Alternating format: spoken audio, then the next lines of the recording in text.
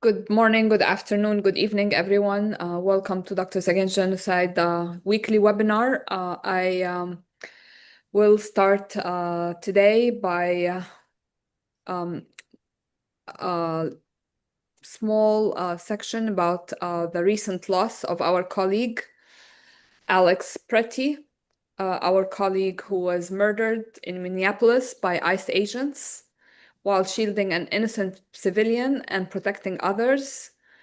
He was an ICU nurse. He dedicated his life to treating veterans in the hospital. We have seen videos of him reading the last rites to people in Minnesota who were veterans.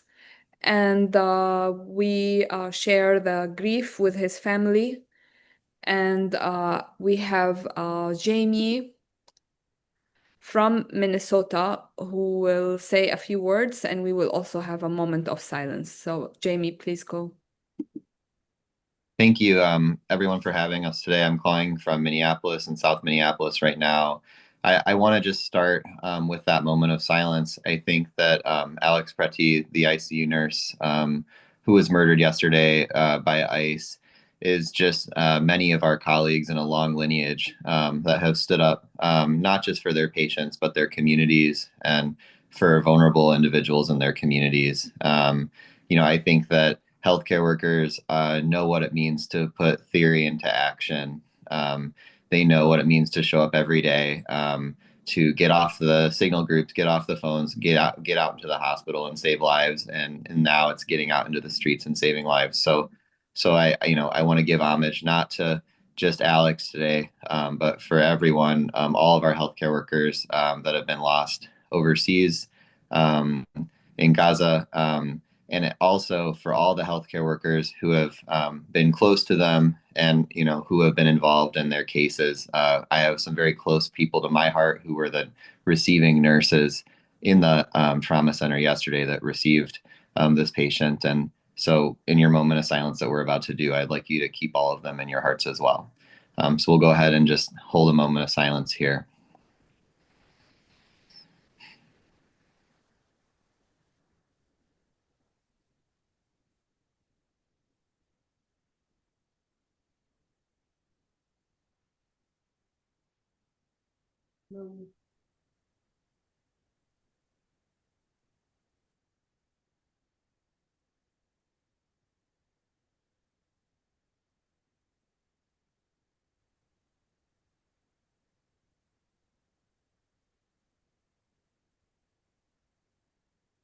Great.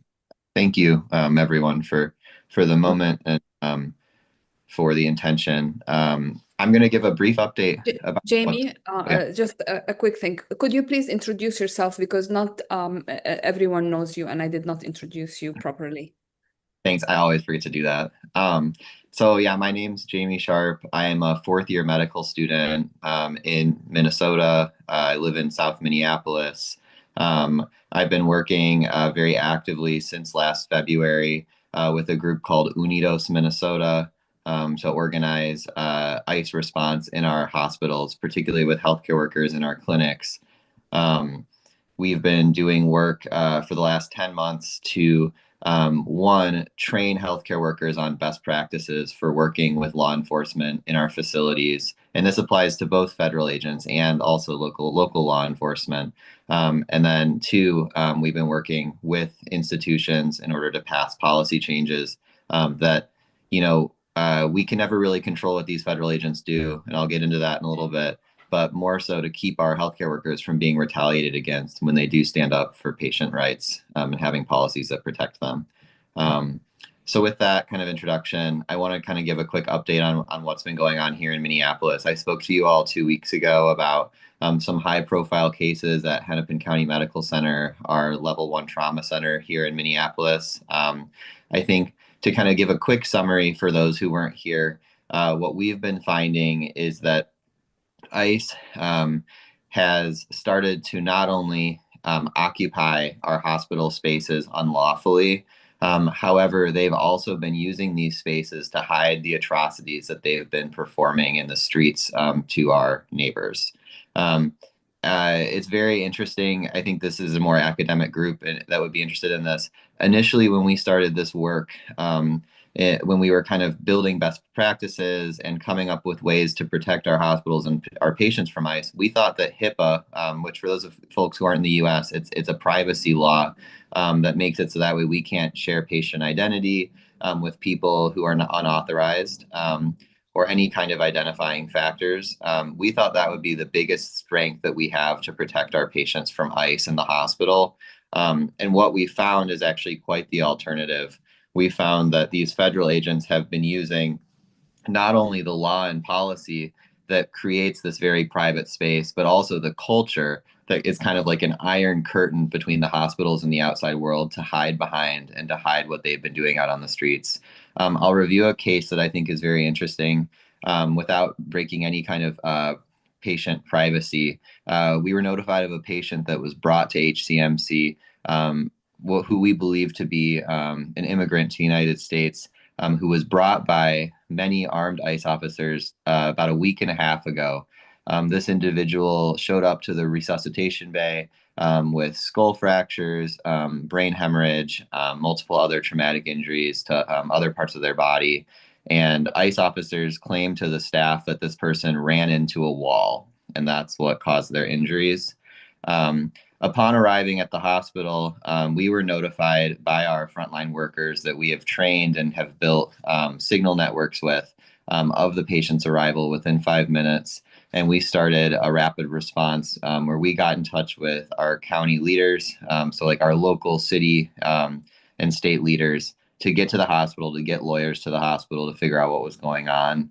The interesting part about this case is that when the leader showed up to the hospital and ultimately decided that ICE's presence was unlawful, right? They did not have a judicial warrant that allowed them to be there with that patient, and served ICE with paperwork informing them that they have to leave per federal law. The ICE officers refused. Essentially, the leaders came, the lawyer came, the hospital security came and asked them to leave, and they said no. So ultimately, at this point, the only option was to ask our local law enforcement, the sheriff and the police, to remove. Sorry, there's a little note here. To remove. Second here.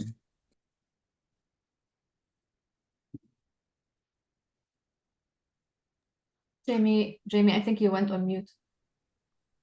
We had to ask thank you for letting me know. We had to ask the county law enforcement and police officers to remove the ICE agents, and they're unwilling to do so. Local law enforcement at this point is completely unwilling to stand up to federal law enforcement. They're willing to get on TV and say things. They're willing to maybe even hand over legal documents, but they are completely unwilling to physically remove officers or put hands on them at this point, which to me that constitutes an occupation. That's what's happening on the streets of Minneapolis, and it's what's happening within the walls of the hospitals in Minneapolis. This story, though, has a happy ending, and it's because of our organizing and our training. I had multiple nurses and doctors getting my phone number and texting me in the middle of the night after their shifts or during their shifts, asking for support. These people were reaching out to me saying, we're in this impossible situation. Nobody's coming to help. What do we do? And we coached them. And ultimately, the bravery of a few of these nurses led to these ICE officers standing down at times. I believe that what the ICE officers are doing in these facilities is a game of chicken. They're seeing what they can get away with. And I'll just share one quick story. These are civilians, people who are in immigration detention. They're not criminals, and therefore they deserve all of the rights that civilians get when they go to the hospital. That includes family visits. That means they cannot be shackled. That means that they deserve to have legal representation. It means that if we're talking about HIPAA or protected patient privacy related information about health, the ICE officers need to leave the room. What was happening is these officers were refusing to do so. They were heavily armed and threatening the staff at the hospital. And there was a brave ICU nurse who one day stood up to the ICE officers and started screaming at them. the ICE officers actually handcuffed the patient's feet together during a medical emergency, a seizure-like agitation spell in the ICU, because they felt like he was trying to escape. And this nurse had enough and stood up to the ICE officers, started yelling on the top of her lungs, and had to be physically separated from the officers because she was so upset with what was happening. And ultimately, after that, the ICE officers took the shackles off and they stood down and they started respecting the staff.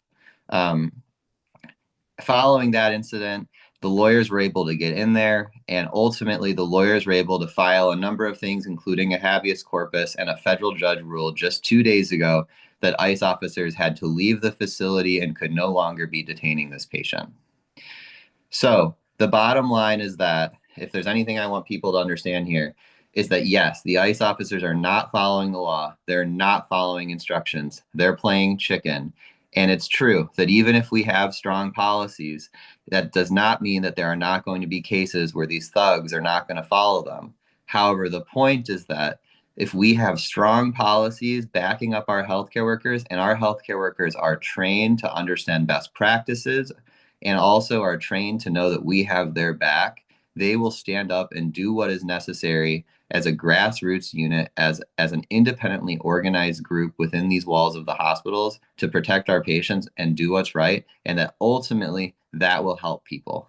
And I think right now it's very easy to get discouraged about what's happening. It's very easy to get discouraged about what's happening in these healthcare spaces. It's very easy to get discouraged about what's happening on the streets. However, the message that I want to leave you all with is we need to hold strong, firm boundaries. This is a decentralized movement, but I've been coining the term unified decentralization. We need to be decentralized and that we are working independently and separately, but we need to be unified and that we are asking for the same thing and that we are moving the same policies and best practices forward and that we are holding hospitals accountable together. And you know, the bottom line is no warrant, no access, and our healthcare workers will show up to continue what they've been trained to do and what they've been doing for years to protect the people of Minneapolis, whether they are documented or not, whether they are white or whether they are not white. We will be here and we will be holding it down. So I appreciate everyone's time. I think you all do questions later. I'm going to have to hop off. I'm going out to do some street outreach. But I thank everyone for being here. All the work that we're doing here is thanks to the work that this group has been doing for years. The mindset, the abolitionist mindset, that is the work that allowed us to prepare for the day that we're seeing today. And now everyone is looking to us as leaders because of the preparation that everyone here gave us and has been doing around the world. So thank you, everyone, for listening today. Thank you, Jamie. And Jamie will be back later for questions and answer in the later part of the webinar. So no guarantee, but I can put my. I'm so sorry. I'll put my email just in the chat right now, or in the. If I put it in the Q&A, or where do I? Oh, chat. Then people can just reach out. I'm going to be out on the streets doing street outreach and maybe doing some medic work, and I have to drive back up to the reservation where I'm doing clinic tonight. So there's a good chance I might not make Q&A. I'm so sorry. Problem. Yeah, no but worries. Email me here if anyone has questions. Feel free to. We want you back every week, so the questions can wait for next week, Jamie. It's fine. So please be safe. Take care of yourself and others, and please invite as many of your colleagues to our webinar next week. We want to hear from Minnesota, the healthcare workers and the people of Minnesota as much as we can. And thank you for joining us again. Be safe and get ICE out of Minnesota, Minneapolis, and everywhere. And we are behind you. And please invite your colleagues to join us next week. And hopefully we will hear good news from you every time. We are also honored to have Dr. Ghassan Abu Sitta with us today. We are gonna talk to him. Dr. Ghassan, if you don't mind, we have our colleague Mohammed Mustafa, Dr. Mustafa in Australia. It's late there, so we're gonna hear from him first. Then after that, we will come to you. But we really appreciate you joining us. So we go to the Palestinian Australian ER doctor, Mohammed Mustafa. Mohammed is a very well-known figure in Gaza and the pro-Gaza movement by now. He did go to Gaza, multiple missions. He did serve. He did take the risk. He knows what it feels to practice under and during a genocide. He knows what doctors, healthcare workers in Gaza go through to take care of their people, of their patients. He has close contacts with many of his colleagues in Gaza. We want to hear from him about the latest update. What's the situation in Gaza? The situation with the healthcare, infrastructure and the healthcare workers in Gaza. We also want to hear from Dr. Mustafa about the latest, about the flotilla, which is part of the global outcry against the genocide in Gaza to mobilize the people to keep the pressure on these complicit governments and demand an end to this genocide. So, Dr. Mohammed Mustafa, thank you for joining us. You're welcome. It's all yours. Thank you, everyone, for having me. Absolute pleasure to be with Doctors Against Genocide. Look, I think with regards to the situation in Gaza, I'll probably allow some other people to talk about what's actually happening in Gaza. From what I've been told by a lot of colleagues, medical equipment still isn't being allowed in. Facilities have still not been repaired. The workload has decreased with regards to trauma, but people are still waiting for elective surgeries that have been for months and are unable to get them. So the situation is still as catastrophic, and I feel like it's only going to get worse, especially with the threat that the war might continue again if Hamas doesn't disarm. But one thing that I've been in the background working on is the flotilla, and we want to do a new approach to this flotilla that we haven't done previously before. I think we're actually in exciting times right now with regards to the pro-Palestine movement. I know there's a lot of despair as well, and it seems like with this new peace board and these criminals that are leading the way with what a Palestinian future looks like, I know it can seem a bit bleak, but there has been a fall in the global order. And people like the Prime Minister of Canada, Mark Carney, when he came out and he made that speech about how the global order was never fair and how we need a change. And this kind of links into what the flotilla is about. We also need a change in which we do humanitarian aid work in Gaza. I'll let Dr. Ghassan talk about the controversy with MSF. But MSF, along with many other aid organizations, work within a framework that props up colonization and it props up these Western frameworks, and it never works for indigenous people and it never works for the Palestinian people as well. And that's why the Samud flotilla this time round is going to be a little bit different. The flotillas previously before have always been symbolic. That was the mission. The mission was to draw attention to the siege in Gaza. It was to show people what was happening and the illegality of it all. And it was also to spark debate. And that's why the flotillas were mainly led by worldwide known activists that weren't necessarily medical, we weren't necessarily engineers or part of civil society that could rebuild, say, Gaza. But especially now with this new peace board and this peace plan and reconstruction efforts of Gaza that doesn't include Palestinian people in it at all, and is essentially ingraining or enforcing the occupation even more. This flotilla is a bit different. This is going to be the largest civilian mobilization in human history. And I just want to, I've just prepared the mission overview, and I just want to read out what the mission overview is. So, the spring of 2026, the Global Samud Flotilla is a direct response to repeated and urgent calls from Palestinians in Gaza, doctors, community leaders, educators, families, and civil society actors who have asked the international community for more than statements, more than aid drops, and more than moments of solidarity. They have asked for support in early phases of rebuilding the centers of Palestinian sovereignty of leadership, protection for civilians and life-sustaining systems, and accountability mechanisms that prevent the Israeli regime from obstructing or escaping responsibility of its crimes, global action that confronts rather than adapts to the siege. This mission exists because these calls have gone unanswered by governments. International institutions and multilateral bodies that claim mandates to protect civilians and uphold international law. In Gaza, those mandates have failed catastrophically. When institutions fail, responsibility does not disappear, it shifts. The Spring of 2026 mission reflects the inheritance of that responsibility by organized civil society, people acting collectively across borders with discipline and intent. This mission is a civilian-led, Palestinian-guided intervention designed to stand with Gaza, not only in moments of emergency, but in the pursuit of a sustained protection, justice, sovereignty, and liberation. How is this mission different from past missions? Past flotillas played a historical role by breaking the silence, exposing the illegality of the siege, and demonstrating that civilians would directly challenge systems enabling mass harm. The Spring of 2026 mission represents a deliberate evolution shaped by what Palestinians in Gaza have made clear is now required. Rather than episodic intervention, this mission is built around sustained accompaniment, remaining present and working alongside Palestinians in early reconstruction, medical care, education, and community protection, and legal documentation.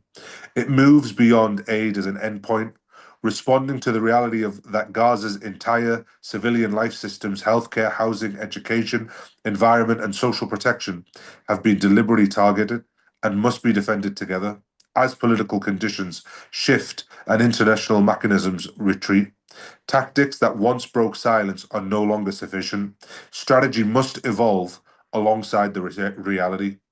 In response to the withdrawal and the failure of international institutions, Spring 2026 steps into the abandoned space as organized international civil society aligned with Palestinian priorities, international law, and humanitarian principles. Building on the lessons of the GSF Summer Flotilla, this mission is grounded in the understanding that actions at sea do not remain at sea. The Summer Flotilla demonstrated how civilian intervention can reverberate globally.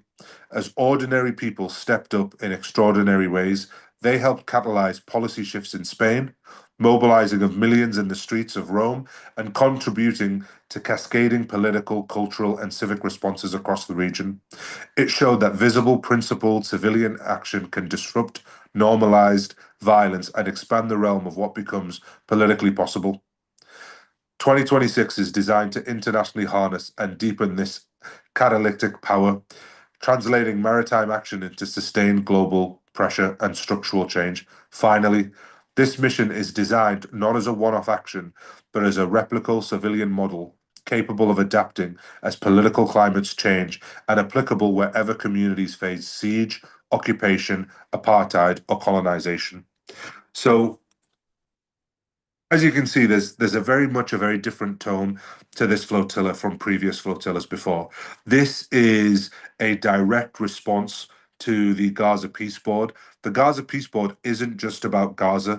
It has already been floated as the board for peace for Venezuela, and potentially, if the war happens in Iran or the bombing happens in Iran, to the transition phases in Iran if the regime falls there.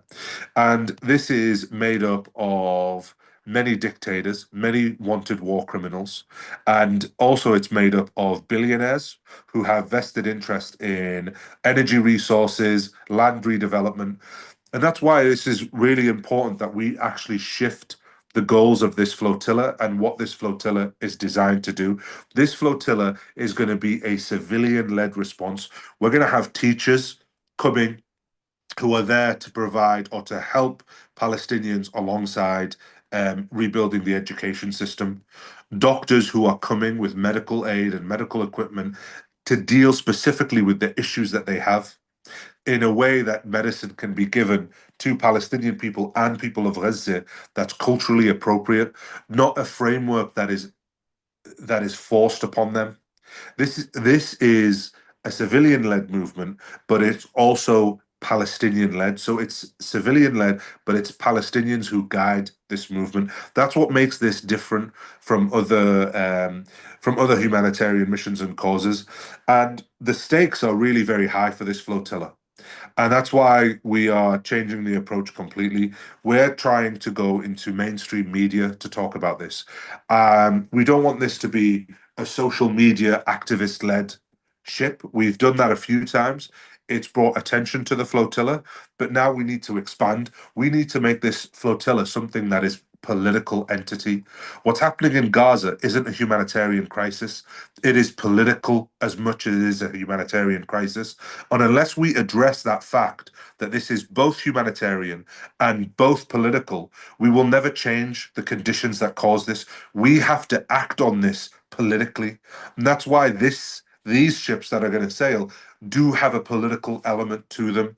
They will have civilian society that will be leading this. And that's why we need a political element to this. And, you know, obviously I've been tasked or asked to help with regards to the media side of this and PR and how we move governments to do this. I've had conversations with the Irish government, the Irish Deputy Prime Minister, about this. And I really want to launch the flotilla from Ireland with the Irish government on board. We want to get governments to support and back this. We want political figures to be part of this. And we want also civilians and civil society leaders, both in education, in medicine, in engineering, to be part of this as well. We want the political legitimacy, but we also want alongside this legitimacy to the Palestinian people themselves, that the people that are coming are there to help and support the reconstruction efforts. Like I said, this is a direct response to the peace board. We have to have something that is viable, something that challenges this new method of operating that has been imposed on the people of Gaza. And I think what people need to understand that this new Gaza that they're trying to build, I've already read about the Rafah border situation, and they will allow 3 times as many Gazans to leave Gaza as are allowed to return. So they're limiting the amount of Gazans allowed to return to 50 a day. Now, there's been 150,000 Gazans that have left Gaza during this genocide, either for medical treatment, to study abroad, or have been evacuated. In order for those 150,000 just to return to Gaza alone, it would take 10 years under this framework. 10 years for them to return. So we need to break the siege. We need to provide an alternate route that is civilian led, that can bring not just resources into Gaza, but can also bring the civilians back to Gaza, can also provide safe access routes for the people of Gaza as well. So we're playing the cards close to our chest at the minute.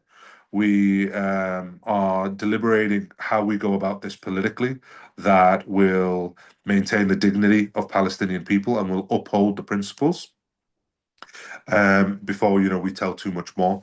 What I will say is this, though: the Global Samud Flotilla is non-violent in its nature. But just because it's non-violent does not mean it doesn't support the legitimate and internationally protected right for Palestinian people to resist. But it is just felt that in order for this to have legitimacy, in order for this to go far, we need this to be a non-violent movement and a non-violent entity. So we are very cautious about the rhetoric, the tone in which the Global Samud Flotilla will operate. And that's the brief breakdown. I hope that's answered a few questions. I think there'll be more media releases soon about the Samud Flotilla. But really what we want organizations like Doctors Against Genocide and many doctors here that are there present to be present on this Samud Flotilla. There's going to be a ship that is specifically dedicated to healthcare workers and doctors and medical equipment, and it's going to be a hospital ship. And we want people to be on that ship, and we want to make sure that this ship does break the siege into Gaza, and that's why we are leveraging, or we're going to try and leverage, political will with this, because there's been a shift now with leaders from places like Canada and the UK and Australia. They recognize the dangers of undermining the United Nations and the Peace Board.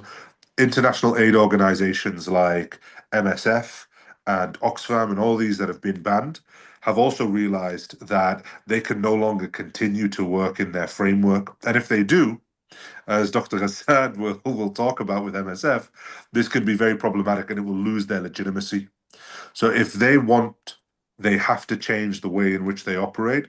The Samud Flotilla provides that alternative of how to change the way you operate and how to provide healthcare, humanitarian assistance in this new world order that's beginning to form. So thank you for listening. Open to any questions right now. If anyone has anything quickly they'd like to ask, more than happy. Thank you, Dr. Mustafa. And I think we are all here in full support of this approach for the flotilla, the new approach. And again, as you said, combating genocide, stopping genocide is not just a humanitarian, it's also a political act. The attack on healthcare is a political act, and trying to protect them is a political act. And I agree, we cannot trust this board of peace. We cannot leave the people there, the victims, at the mercy of the perpetrators. And we, as a medical and civil community, global community all over the world, should always try to protect them, be on their side, and try to improve the conditions of any solutions. And at minimum, there should be accountability for the perpetrators that this board of peace seems to be designed to raise. So thank you, Dr. Mustafa. And whenever you have any updates on this flotilla, please, you're welcome to join us anytime to give us updates on it. And I think many of us here are willing to support in any way we can. I know it's late for you there. Anyone has any quick questions for Dr. Mustafa before he goes? And we want to move with Dr. Ghassan. I do have a question really quick. Yes. Assalamu alaikum. So has there been any commitment from any political leader that has said that they will support this outright, or are we still waiting on that? So I think what we're waiting on at the minute is the actual structure of the flotilla, of the actual messaging, what we want to agree with. We're still deliberating what's the best approach to go with, and then we're going to approach these government figures. When we have approached them, real serious government figures, not just, previously we've had people from the European Parliament who've gone on these ships. We don't just want individuals. We want an entire government. We want entire parties to support this. And in order for that to happen, they really want is a detailed plan of what happens if we get boarded, what are our terms of agreement, what we're willing to negotiate, what we're not willing to negotiate. These are things that are so sensitive because, if we then negotiate on how to get to Gaza, how to break the siege, or we're negotiating with Israeli, these are all very sensitive topics. And this is a large part of the discussion of what we're willing to negotiate and what we're not willing to negotiate. I think what you have to remember, what you have to bear in mind is the Gaza peace board and this reconstruction effort is moving along, and we need to have a response. The response is not going to be perfect, but there has to be a response to counterbalance what is happening in Gaza. So, whatever we come up with, I don't think it will satisfy everybody, but I think what it will do is it will highlight the issues that we have, and it can provide the first steps in breaking this siege in Gaza.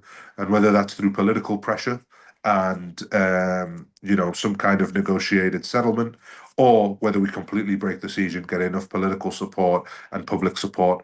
But like I said, there's going to be no perfect answer for this, because the situation is, this is a genocidal regime that doesn't respect international law. And not only does it not respect international law, it's actually upturning the whole political landscape. So this is new territory for all of us. All of us are moving into a world now where no rules apply. And because of that, it's very hard to give you an answer of what we can do and what we can't do. And, I think mistakes will be made, but we have to be honest about that. And we also have to be understanding that mistakes will be made, but there are people's lives at stake here. The people of Gaza are depending on us to have a response to this. And that's what the most important thing is. Dr. Mustafa, this is Sui Yang here. I've got to say something very quickly before you go, okay? I've been on a flotilla before. I've been arrested. I've done prison, okay? I want to tell you something. The people that need to buy in now, which can actually buy in immediately, are the 37 NGOs that are going to be proscribed by Israel. If you get the support of that whole lot, for instance, MAP has got dozens and dozens and dozens of doctors and nurses on the waiting list to go. Now, if we can send them all by boat, even if they're going to be arrested, it is something we can do. We got the manpower, but they need to buy in, okay? 100%. That's really is one of the big things. Before you go to, it's important to go to the government, but government is complicated. But just get the NGOs. Yeah, we need to, and you know, last time when we tried to get NGOs didn't sign on to this. But the They times didn't have sign. changed because now they're Exactly, prescribed. Okay. exactly. Times have changed. Times Yeah. have changed. The And situation you got has a window changed. until March. And we've got a window till March. And also, it's not just that as well. It's that, you know, either they follow what MSF are doing, where they fall into, where they reinforce the genocide, where they uphold these structures that have allowed this to happen in Gaza, or they evolve with the developing developing world order that's going on. And that's why this flotilla is different, and that's why we are reaching out to these organizations to get them to come on board, because if we do, we have the legitimacy of NGOs, we have the political power of politicians who are involved in this, and that's why we hope that this one will have a significant difference compared to other flotillas. So yeah, we'll be working on that. Thank you, Dr. Mustafa. Thank you. And please keep us updated every week, every other week. Whenever you have any updates about the flotilla, you are welcome to come back and join us. And we can always brainstorm together, you know, ideas. I think the last flotilla did make a difference, and it was one of the reason they imposed the ceasefire on Israel, the global outcry that was created by the flotilla. And hopefully this one, especially as you said, if it can be done better and a bigger scale, hopefully will be more impactful and more helpful. So we're happy to hear more updates, and please stay with us. Let's hear more from about that, about the NGOs from Dr. Ghassan. We're honored to have Dr. Ghassan Abu Sitta, the esteemed Gaza British surgeon, who's been on the ground in Gaza from day one of the genocide, and he was at the Al Ahli hospital when it was bombed. It was the first hospital that Israel denied that they attacked, but later on they changed, and I don't know, maybe they're still denying that, the fact that they attacked the hospital there. But after that, they destroyed 90% of the healthcare system in Gaza. Dr. Ghassan has been a witness to this, and he's been through the whole journey. He has a lot to share with us about many topics. So Dr. Ghassan, without any due delay or without any more delay, thank you for joining us. You're welcome. And we're happy to hear from you about different topics that you have in mind. We want to hear your take on what's happening regarding the genocide, the peace, the healthcare, the NGOs, the attack on our freedom of speech, the attacks on you personally, and congratulations on your latest win against the attack against your person. So thank you, Dr. Ghassan. Thank you. All yours. Thank you again for this invitation and the kindness of the introduction. So I think what I'd like to do is Dr. talk about Ghassan? several. Yes? The voice is not very clear. If it's possible to come closer to the speaker, or Do you have headphones or something, or no? Yeah, I think I figured out what I have. Oh yeah, it's better Okay. now. Better? You already fixed it, yes. Yes. Fantastic. Okay, let me just fix things as we go along. Oh, excellent. Okay, is this better? Yes, much better now. Okay. So again, thank you very much for your invitation and for your kind words. There are several points that I'd like to discuss. I think with regards to the situation in Gaza, in order to understand the current situation in Gaza, we need to look at the last 2 years as two separate wars. One was the genocidal killing machine that tried to harvest as many Palestinian lives as possible through the use of these huge 1 and 1.5 ton bombs. The second was the creation of what I call the biosphere of war, the social, physical, and biological environment that exists within Gaza.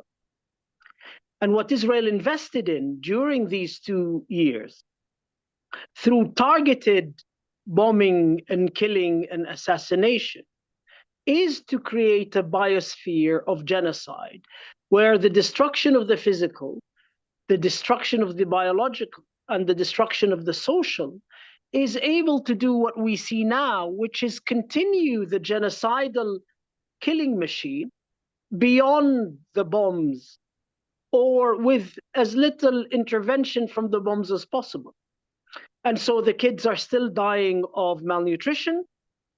The malnourished children are dying of hypothermia during this winter because of the absence of physical shelter and the fact that they're malnourished and or wounded. And the destruction of the police, which has allowed these Israeli-supported gangs of collaborators to kill and to rob and to control inflated market prices of foods, the little that goes in. And so what we need to understand is that it wasn't a decision to stop this genocidal project, but that the machinery of the genocidal killing had been put in place by Israel. And what it needed to maintain it is the hermetically sealed siege of Gaza and the plan to move to the next stage. And what we have seen from the very beginning, the next stages, really is from the handbook of Western colonialism. Once you have the survivors of genocide, you create reservations for them, as you did in North America, and that then continues the genocidal erasure by ending their subjectivity. And what I mean by ending their subjectivity is that you create the notion that these people lie somewhere in the racial hierarchy, that they only have biological needs. They only need to be fed and watered. And they have no subjective needs like higher orders of races. And so we can see how this reservation, this native reservation that is the plan for Gaza, that is the Trump plan for Gaza, has been designed in a way that there is a slow continuation of the genocidal erasure of Palestinians and turning the Palestinians into biological entities, rather than a people yearning for freedom and for self-determination and for the liberation of their country. So in the last few days, many have seen the uproar that has happened as a result of MSF's decision to hand over the lists of employees to the Israeli authority, in clear contravention not just of international law, but in clear contravention of European Union law that places a duty of care on employers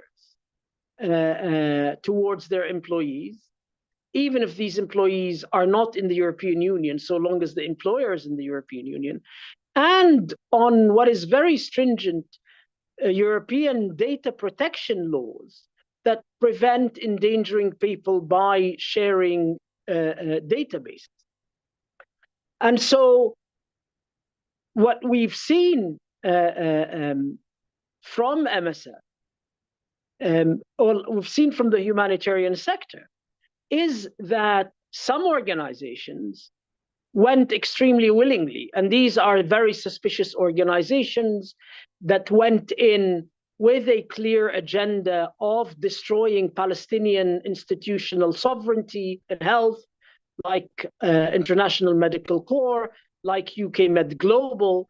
They went in with clear instructions not to deal with or cooperate with the Ministry of Health, to create parallel Palestinian health systems, and that are now being set up by the Israelis and by the Peace Board to take over the Palestinian health system from a Palestinian Ministry of Health. And what MSF has done is it has capitulated by agreeing to the same conditions by handing over these lists to a genocidal power that has killed over 1,700 health workers, 563 aid workers, of whom 15 are MSF employees. And the reason why this links to what your first speaker spoke about in the United States, in Minneapolis, and what is happening globally in terms of what was called the colonial boomerang, Malcolm X's chickens coming home to roost, is that we see this rupture in which Western imperialism is trying through violence of language, violence of politics, and the violence of war to create rupture with its liberal institutions, its liberal politics of international law and a rules-based world order. And to move to the pure expression of violence in politics and a return to the politics of racialization, the politics of color and of white supremacy, rather than what Carney said was the imperfect and hypocritical politics of liberalism. And so globally, we're witnessing in the States, and what we're witnessing with the Gaza board, is this imposition of a new fascist order that serves global capital the way liberal imperialism served it during its Cold War and leading up to the Gaza genocide, where there was a complete rupture through the genocidal brutality and violence. And so the question that the excuse that MSF and these other organizations use in giving the Israelis their employees' names is that they owe it to the Palestinians that they are serving. It's as if we have not realized that humanitarianism was a critical component of the genocidal project over the last 2 years, that they would not have been there if it wasn't part of the genocidal project for them to be there. What they have allowed through their complicity with the genocidal project is to humanitarianize genocide, to say that there is no contradiction between humanitarian action and an ongoing full-blown genocidal slaughter. And what they want to continue to do is that what the Israelis effectively want in the new Gaza is a prison canteen, where loved ones on the outside send money to the prison canteen, and the prison canteen gives to the individual, and that's the difference, to the individualized prisoners their rations based on what's been paid into the canteen. And those individualized beneficiaries are closely monitored, as in a prison, and those that don't behave have their rations docked. And it seems Western humanitarian organizations have agreed to become the prison canteen in the new Gaza, and to actively participate in the native Palestinian reservation, the indigenous native reservation, that is the 21st century manifestation of the Native American reservation. And so what we're seeing is, again, the same playbook of genocidal Western colonial behavior, where once you wipe a people out, you put them in reservations and you water them and you feed them until they dissolve. Now, with regards to the continued assault on doctors and health professionals who speak out against the genocide. We see that in the United Kingdom, as we see that in the United States and in Europe, as in everywhere else. But part of the same process, the rupture with the rule of law and with other liberal institutions, what is happening is the weaponization of all of civil society within the West, including the General Medical Council, in the service of the genocidal project, and the creation of what can only be described by those of us who lived in the Arab world as something akin to the doctors' union in Ba'athist Iraq or Ba'athist Syria, where the job of the doctors' union was to police politically the doctors and to remove them from registration if they opposed the regime. And so we see that happening in the West in the same way that it existed in totalitarian societies. So I will leave it there and send my deepest appreciation to yourselves and to the brave health workers in Minneapolis who face the same colonial onslaught. Coloniality traveled with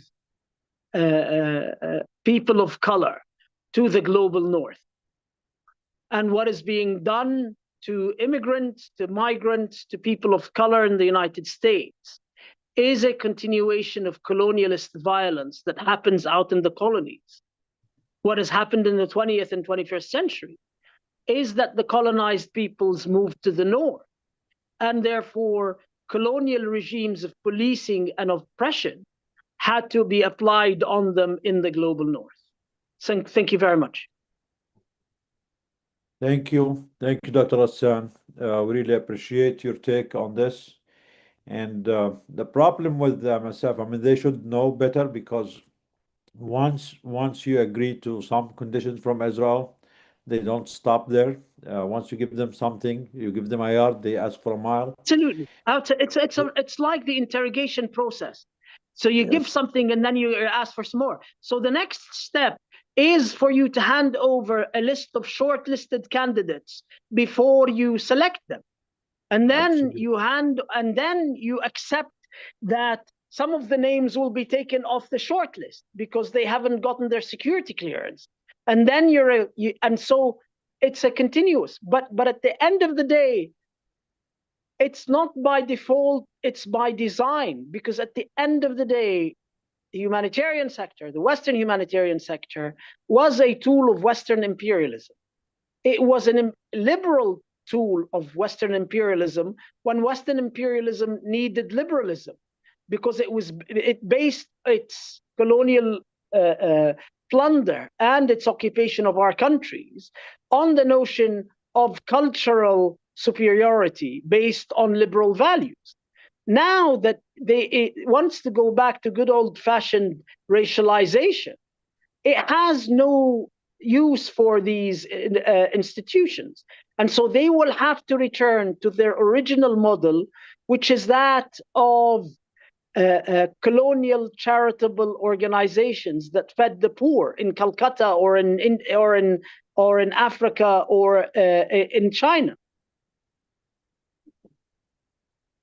Yep, I agree. And I think the United Nations itself is one of those tools. And I mean, even from the beginning of this genocide, we were in a way against them by them agreeing to the rules of the perpetrator. They should have refused entry under the terms and the conditions of the perpetrator. There is nowhere else in the world that's acceptable for the perpetrator to be the only source of control, of entry, of aid to the victims that they are killing every day, and for the UN and all international organizations to agree to these terms. Israel is the only one that allows aid to go in, how many trucks, how many bags of flour, how many bags of baby formula, and all of them obliged to this. This was a big sin, a big mistake from day one. And because they allowed it, because they continued to accept the Israeli conditions, again, as you said, Israel, with the impunity that they are enjoying, will not stop, and they will always make things harder and harder. And what they give in the beginning, they will take it away from you once they are done with you. I mean, at this point, they are done with all these organizations. The United States and the imperialist West is done with the United Nations itself and all international organizations, and they want to create their own, as you said, their own imperialist and the ruling class organizations, back to the rule of jungle. Go ahead, Dr. Ghassan. And no need No, for and any what we're pretense. seeing are the cries of the orphans of these liberal and imperialist organizations. Yes. You know, whether it's Carney or whether it's MSF, these are the cries of the orphans of the old system. And these organizations have two choices. You either side with the oppressed, you take on a clear anti-colonial position, or you side with the oppressor. That complicitous gray zone is no longer available to you. Thank you. Thank you. Anyone has any questions for Dr. Ghassan? I'm going to go over the question and answer, see if there is any more questions. But anyone from the panel, please, if you have any question for Dr. Ghassan while he's here with us, go ahead and ask your question. Dr. Mustafa is still with us too. Any question from the panel, please? I want to read this question. Dr. Abu Sitta. Dr. Nadan, may I ask Dr. Ghassan a question? Because I know he's working on initiatives to help strengthen the medical or to reestablish medical institutions in Gaza. But you had a very strong point in that, like, it has now become an issue that Palestinians only deserve food and water. So how do we get people to buy back into Palestinians deserve a life? They deserve a life beyond just food and water. And there comes the link between our struggle and the struggle on the streets of the United States and the struggle in Venezuela and the struggle everywhere. It's by rejecting the notion that there is a racial hierarchy of deserving and less deserving and undeserving human beings, of grievable and non-grievable children. That's the struggle facing everybody, from the streets of the United States, where people of color are being kidnapped and beaten to a pulp, and those who stand with them being shot, to the streets of Gaza, to the streets of Venezuela, everywhere. What we're witnessing is a return to racial hierarchy and the racialization and their worth, our worth, based on this racialization ladder. Mariam had her hand up. Mariam, do you have a question? Yeah, I'm wondering, so since MSF formally made the announcement yesterday on their Instagram and their social media outlets that they are going to release these names, there's been, I'm sure, a huge backlash that we're seeing where people are calling them out about releasing these names. Have you heard anything through your connections about whether or not they might be reconsidering releasing those names? They're not reconsidering. They're not reconsidering. Unfortunately, and this is what happens when you exist in an ideological vacuum. And an ideological vacuum is not politics. It's a set of values.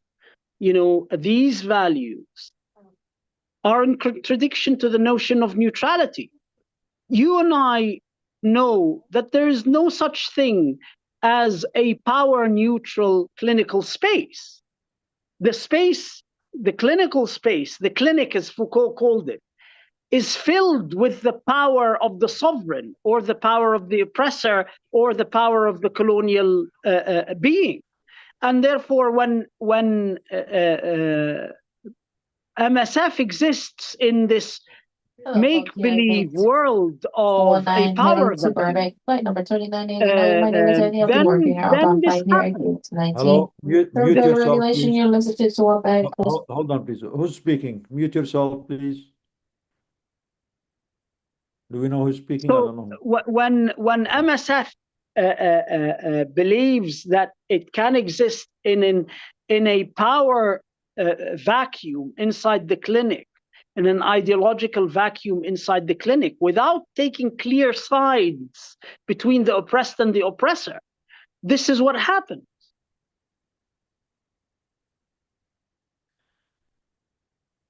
And this is the difference between solidarity and charity.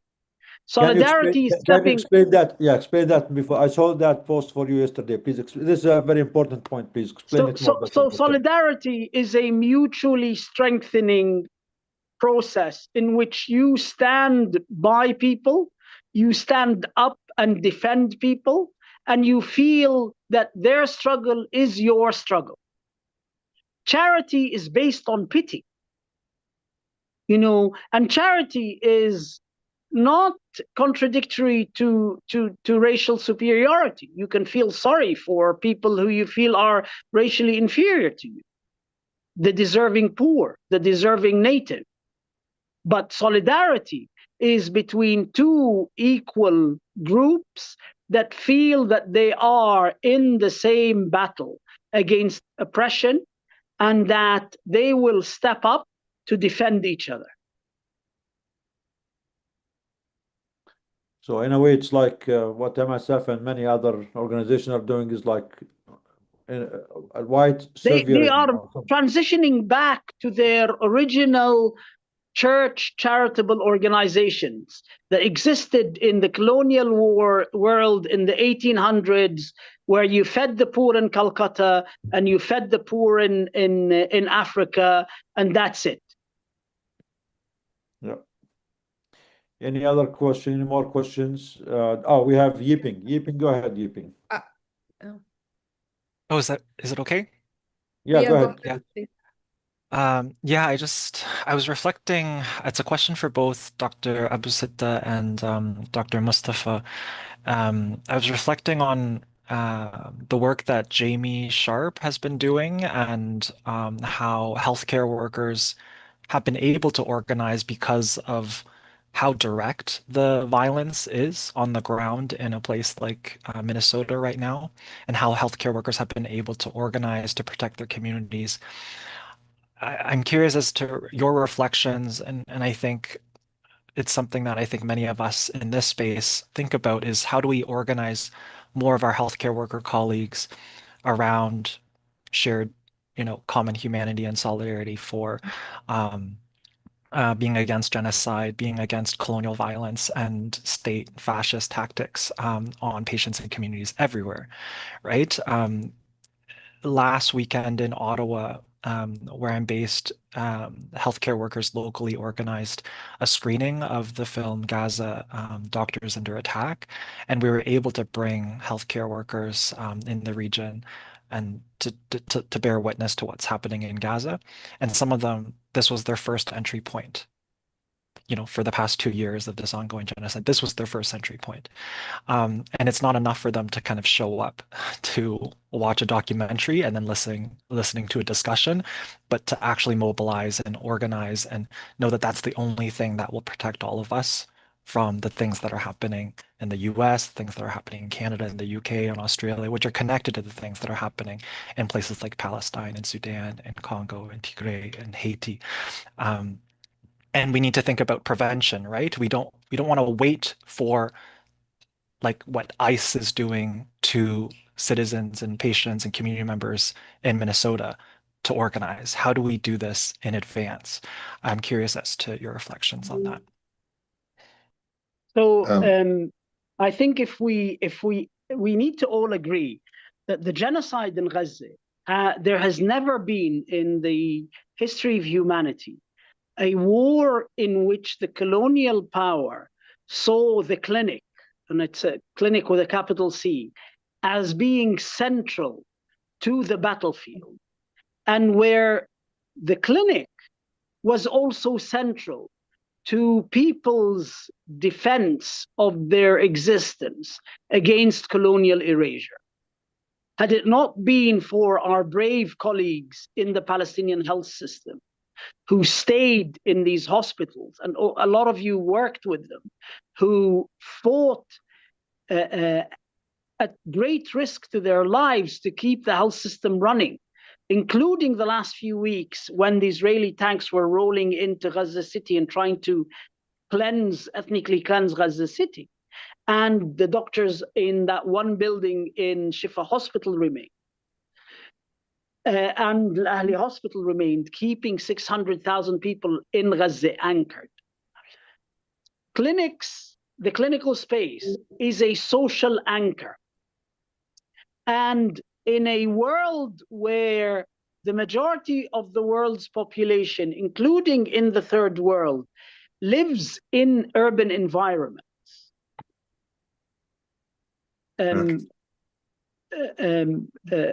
scorched earth policies, which aim to deny the conditions of life, and that we saw in wars in the 50s and 60s that were being waged in the countryside.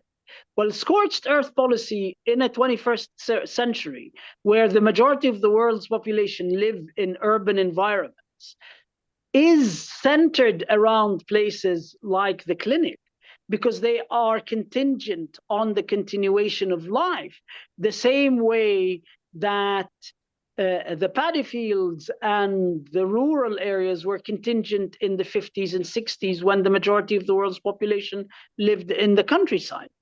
And so what we're seeing in Minneapolis, and the story that our colleague described, is the same, the denial of access to the clinic and to the conditions of life of those that have been othered racially and therefore deemed not worthy of life by having access to healing spaces.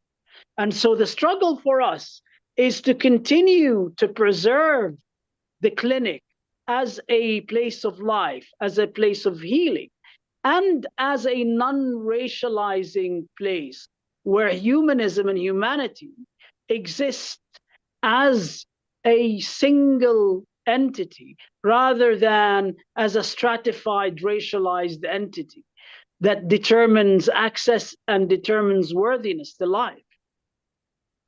Go ahead, Mustafa. Yeah, I'll add to that as well. Look, I think one of the biggest things, and Dr. Ghassan knows about this, I think more than anyone, is the fear, the climate of fear to speak out as doctors. Especially with how powerful the lobby is, especially with how much we are blocked from talking as doctors. One of the biggest reasons why many doctors don't get involved with the situation in Gaza is because they see the consequences of what happens to doctors that talk about Gaza. They see the risks that doctors have when they go to Gaza, and that creates a climate of fear. And one of the key ways in which I've found that's got people to talk more about Gaza or to be more involved is to lead the way. When they see somebody that can talk about it and not get into trouble, or ways in which they can balance being able to be honest and truthful about the situation without being restricted, that can motivate people to talk. I also think the other thing is I try and reframe the narrative with healthcare workers. As doctors, we treat the physical health of the nation, but also as doctors, I like to allow the doctors to think is we're treating the political health of the nation as well, by bearing witnesses to things like genocide, by talking about decolonization, by talking about the injustices and the rights of people. And that's what we do as doctors. We need to think about ourselves as not just as doctors of healthcare, but doctors of the political climate in our countries. For example, the nurse who just lost his life by those ICE agents, he was there carrying out his First Amendment rights and was recording what was going on, and he was there to bear witness. He died bearing witness to what was happening to civilians by ICE.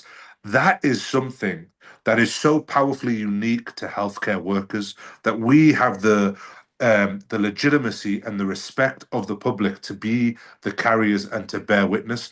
And that's something that I try and push with doctors, is we are healthcare workers and we're providing the medicine for the political climate of our countries and our nations and our actions. So that's the way I think we should lead. We should lead by example, and that's what will bring more healthcare workers to join this movement, because there is a climate of fear that people are beginning to see. It doesn't matter whether you're in Gaza or whether you're on the streets in America, we are all targets if we allow this to fester and not speak about it. So yeah, the way I would suggest is lead and think about us not just as doctors of physical health, but doctors trying to nurse and help the health of the political climate of our countries. And also one more thing, Dr. Ghassan, me and you need to talk one day. We need to do an event together, inshallah. No, take us with you guys. You cannot just go by yourself. We will, inshallah.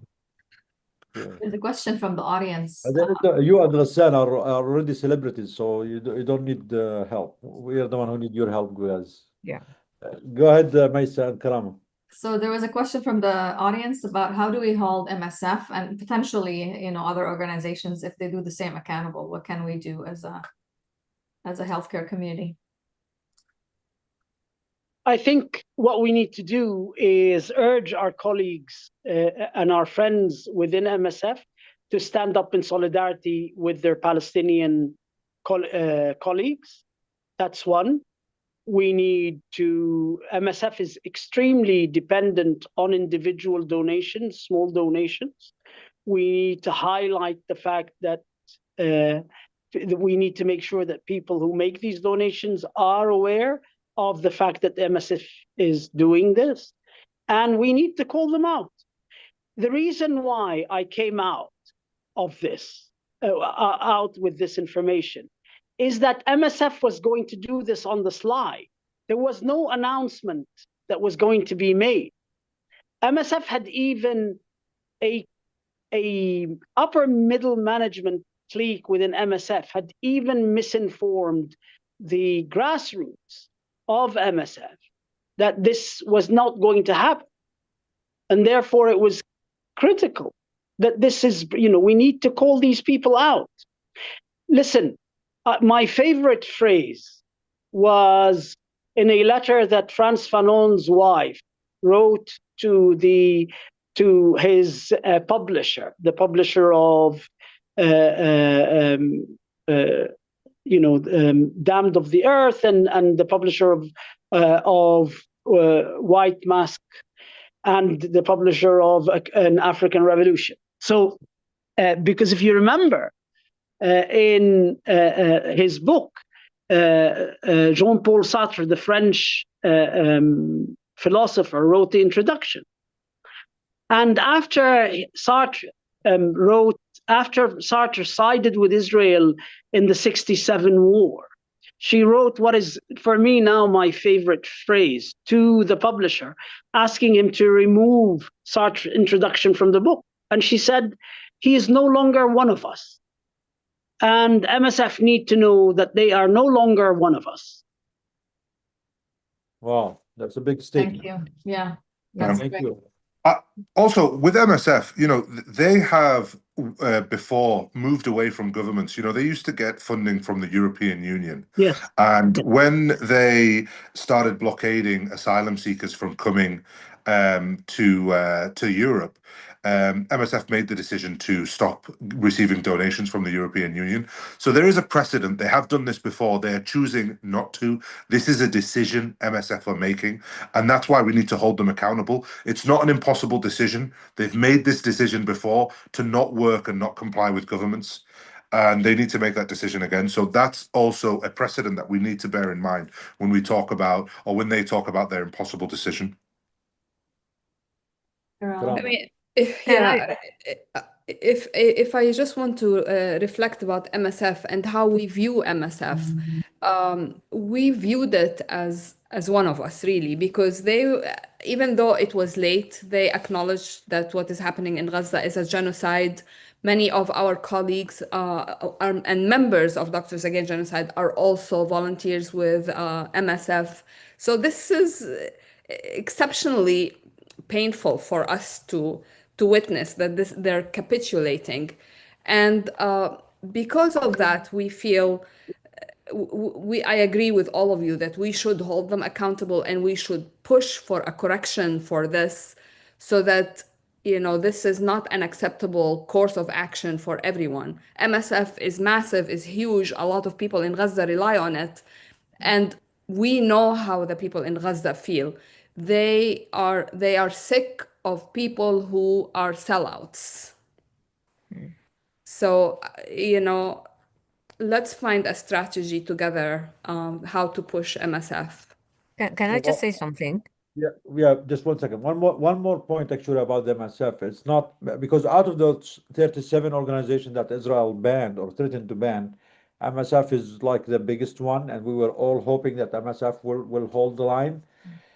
With their decision to share the identities or information of their employees with Israel, they threw all the other organizations under the bus because all the other ones are smaller organizations and they could not fight it on their own. We were all hoping that if they continue to have a firm stand together, that we at least have a chance to push back against this infringement on the principles of humanitarian relief and humanitarian aid and employment and all the rules that Dr. Ghassan mentioned. But by them bending and submitting and obeying the Israeli orders, the position of the other organization is much, much worse now. Okay, Dr. Sweet. Yeah, I just want to say something. You know, when an organization gets that big, you see, the decision making is not unanimous, right? Because it depends on the international department and so on, what they want to do, and the politics within MSF itself. So I would say that if you take it as an organization, 90% of MSF have their hearts in the right place. We really do not know what's happening within the organization. I think by the grace of God, Matt was like that at one phase, you know, just recently. We came out of it, but it was very difficult. You know, I'm very close to some people in MSF who work for them. They actually would take people out of that section who works with Gaza because he or she has gone too radical and shift them somewhere else and so on and so forth. This is an internal structure problem. And we have to really not lose an MSF. I think I agree with Carmen. They are actually one of us, but have got a wrong leadership. And by the grace of God, Matt would have gone that way too at one stage. But Matt now has changed, you know, took a lot of hard work, and Matt will stand by and not give in to pressure. If we have the old leadership of Matt running this show now, we will connive as well. We have to not center the feelings of middle management of MSF over the real dangers that they're imposing on Palestinian people by the decisions that they're making. Very dangerous. And I think that's the issue here, is that MSF could be meaning well, or middle managers could mean well. No, they don't mean well. But the reality on the ground of what they're doing is dangerous, and that's why it needs to be called out. We need to make it not personal, and we need to look at it from an organizational point of view.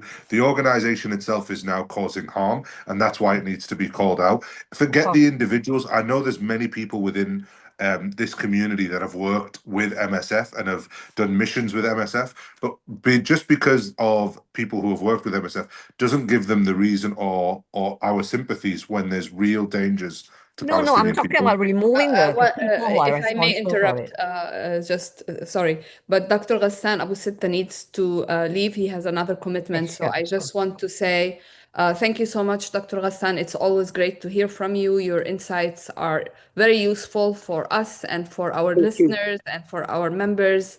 You are welcome to always be on the webinar with us, and good luck with everything. Thank you. Thank you. Dr. Ghassan, before you leave, regarding the MSF, this is not new, the MSF. They do have good points, as Karama mentioned, but they have also a systematic problem with the Gaza employees, the people of Gaza.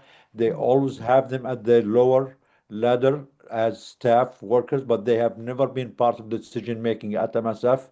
And many of our colleagues from Gaza used to complain about this. They use us as just field workers, but we have never been involved in decision making. And so there is this racial hierarchy. This is white saviorism, even in the good days when we thought, they called us the genocide. So the problem is more systematic than just one decision. But absolutely, no, it's the chickens coming home to roost. Everybody's chickens are coming home to roost. Yeah. Wow. Yes, including the MSF. Thank you. And Bye, so everyone. Thank you, Ghassan. we end with since I'm here in a Portuguese-speaking country, we end with the slogan of Palermo in Mozambique: "A luta continua, Vitória é certa." Yes, The struggle continues, and Exactly. victory is certain. Absolutely. Thank you, See you Ghassan. later. Thank you so much. Thank you, Dr. Ghassan. Thank MashaAllah. Thank you, everyone. I'm going as well. Thank you, guys. Good Take luck. care. Okay. Thanks. Good Thank you, luck, guys. Mustafa. Good luck. Thank you, Dr. Mustafa. Thank you. Dr. We'll Mustafa, see each I'll other be in next week. touch about the New York fundraiser. Inshallah. Inshallah. No problem. Yalla. Yeah, salam. Okay, guys, let's go to Yiping. Yiping has more surprises to share with us too. Do I? Right Yes. now? Yeah, Rachel, you want to introduce Yes. Rachel? What do you want to Yes. talk about Canada? What do you want to... Well, I will introduce Rachel. I can definitely do that. So it is my pleasure to introduce Rachel Small. She is the Canada-based organizer for World Beyond War, an abolitionist organization that is anti-war. I've had the privilege of calling Rachel a friend and being a part of direct actions together, including in Ottawa, like occupying a parliamentary building together to highlight Canada's complicity in the ongoing Israeli genocide in Gaza. And Rachel's going to share a lot of summarize some of the research that the organization does to highlight Canadian complicity in not only what happens in the genocide that is fueled by Israel in Gaza, but also the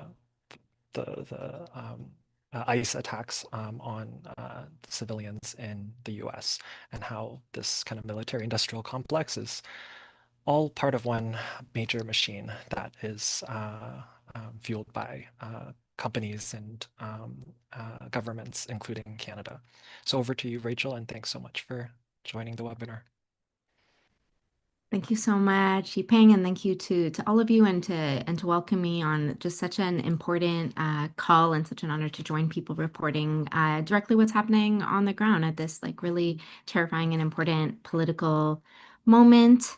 As Yiping said, I'm the Canada organizer with World Beyond War. We're a global grassroots network advocating for the abolition of war. We have members in, I think, 200 countries and counting worldwide, but I'm very focused on our work in Canada. And generally, we function through a decentralized, distributed, grassroots organizing model that's focused on building power at the local level. And so hearing and joining people joining on this call from all over the world is truly heart-filling and just such an honor for me. So thank you.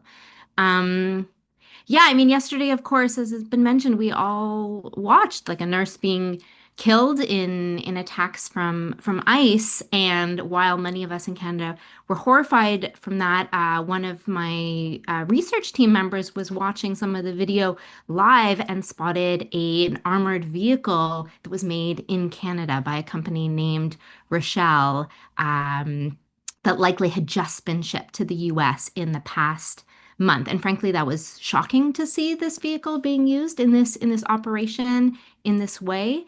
I say armored vehicles, it almost looks more like a small tank. You can probably imagine if you saw some of the vehicles. And this was striking for so many reasons. One of which is that this is a company that has been heavily protested in Canada over the past 2 years, because they've also been desperately trying to sell these armored vehicles to Israel over the past 2 years to be used in their attacks. And of course, this is just one kind of tiny example of how the global arms trade work, how these weapons cross borders in ways that people are never permitted to do and without any tracking and accountability, even in the face of government promises otherwise.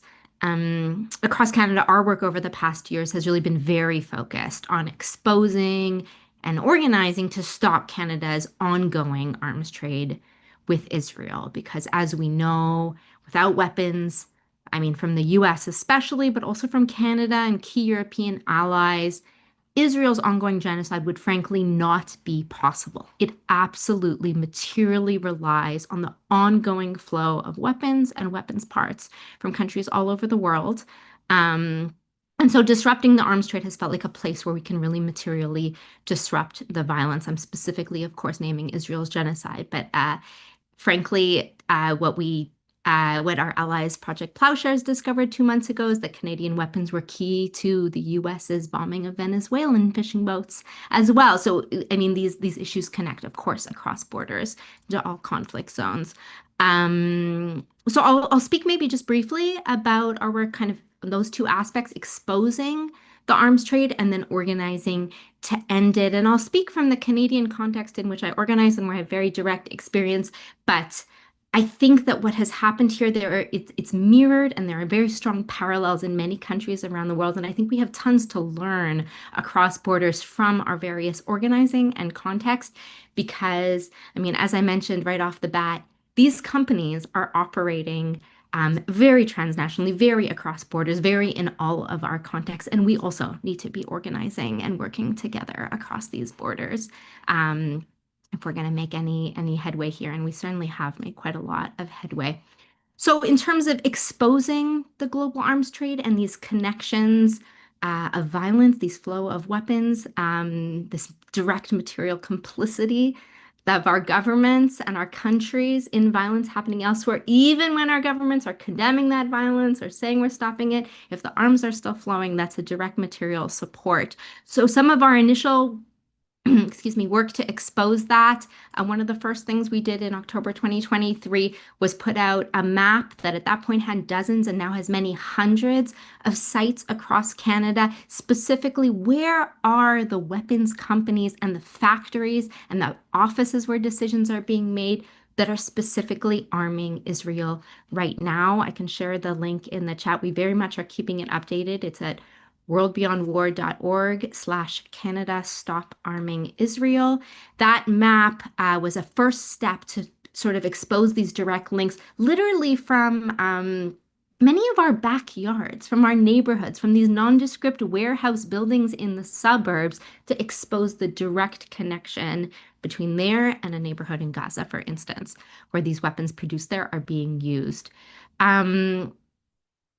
So much organizing, which I'll talk about in a sec, in Canada resulted in pushing the government to actually promise that they would stop arming Israel and to make some steps towards that are significant in terms of Canada being part of NATO, in terms of this being a very big difference from Canada's previous relationship with Israel. But where we hit a point was realizing, oh, they've promised this much. They've made a huge celebration of, oh, we're not sending weapons to Israel. Look, we've canceled a few permits, et cetera, et cetera.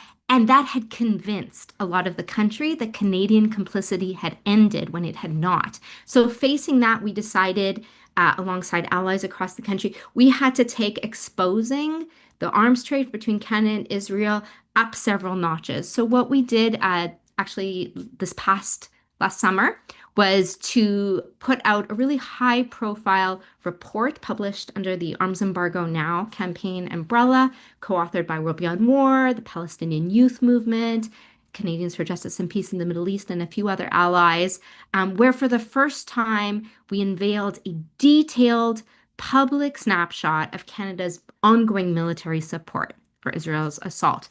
We went through many thousands of shipping records, Israeli tax authority data, and it really revealed the extent to which Canadian military products were deeply embedded in Israel's military infrastructure. This was a very big deal because while, of course, everyone knew that the US played a key role in arming Israel, Canada's role was not revealed at that point. And what we revealed directly contradicted repeated claims by our prime minister, foreign affairs minister, that Canada had stopped sending weapons to Israel. When we held up the shipping records, the literal labels that show, in fact, this left this factory on this day and arrived at an Elbit factory in Israel on that day, it just blew away their lies in many ways. So what we revealed was, and this was just a snapshot, this is just what we as grassroots researchers with special, and I want to especially call out the incredible research of the Montreal researchers with the Palestinian Youth Movement. The snapshot that we were able to unveil showed hundreds and hundreds of shipments of things like cartridges, ammunition, aircraft engines, radar equipment, fighter jet pieces, electronic warfare systems. It could go on, and many, as I mentioned, shipped directly to Elbit Systems, Israel's biggest weapons company, the #1 arms supplier for the Israeli military. And these were weapons parts shipped on Canadian highways, airports, rail lines, and ports from weapon manufacturers all across the country, including on dozens of flights out of Canadian airports where the military cargo was traveled under civilian passengers' seats. So a flight from Montreal to Paris that people are taking on a commercial airline, a regular flight, turns out literally under people's seats in the cargo hold under the plane were fighter jet parts, were electronic warfare surveillance parts. This was shocking. This was a huge scandal, I would say, in Canada, and made news headlines for weeks, forced the government to make a whole bunch of excuses, give a whole bunch of responses.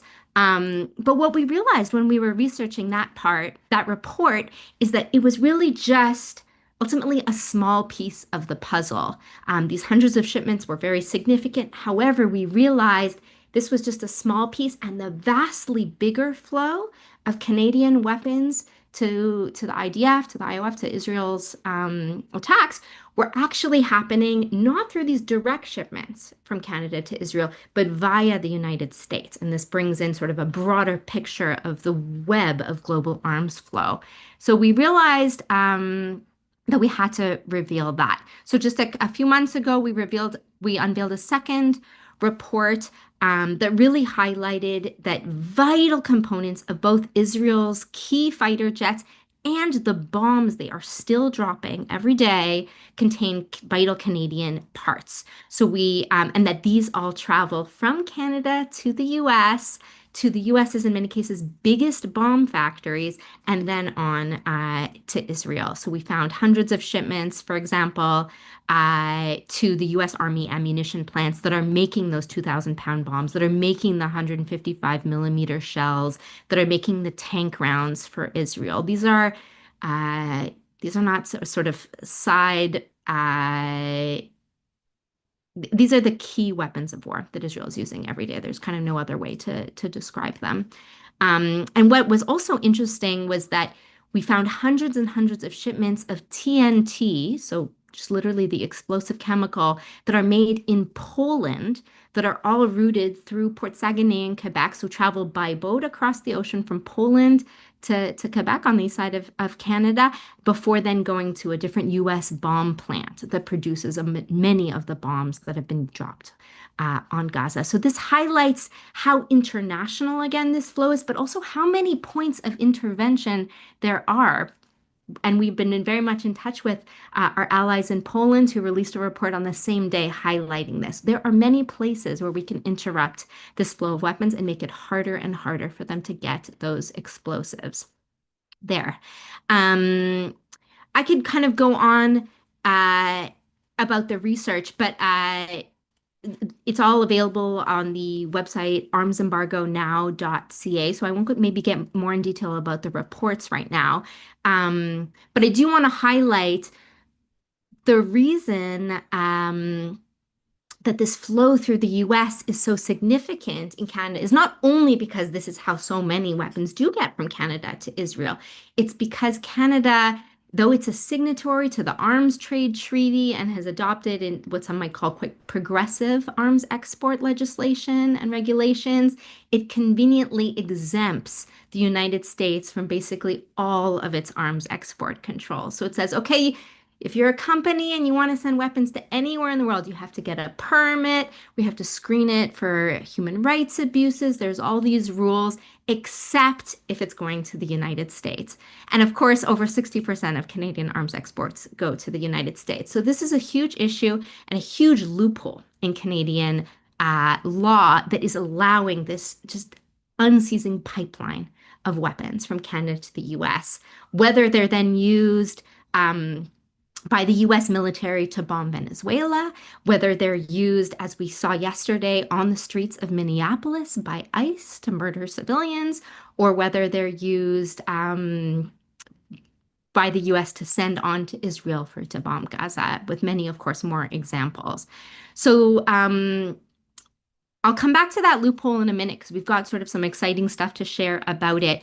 But what I mentioned off the bat is our work has really focused on this angle of exposing this arms trade that really has not been very well discussed and is not very well known about because, of course, the companies and the government have tried very hard to keep it very secret. But then the second angle is, of course, organizing. And World Beyond War is overwhelmingly an activist organization. We're not a think tank. We only really do research when it's directly in service of how can we put this information into action on the streets, in Parliament, etc. So the reason that our first report this past July was so shocking was because so much organizing in Canada from many, many groups across the country had resulted in the Canadian government having committed making these really high-profile announcements that they were going to stop approving any new arms permits. They were promising Canadian weapons wouldn't be sent to Israel. This is a very big deal. And them making that kind of promise was huge. And they would, a year earlier, it would have been unfathomable for the Canadian government to say that they would stop arming what they always were calling their biggest ally in the region.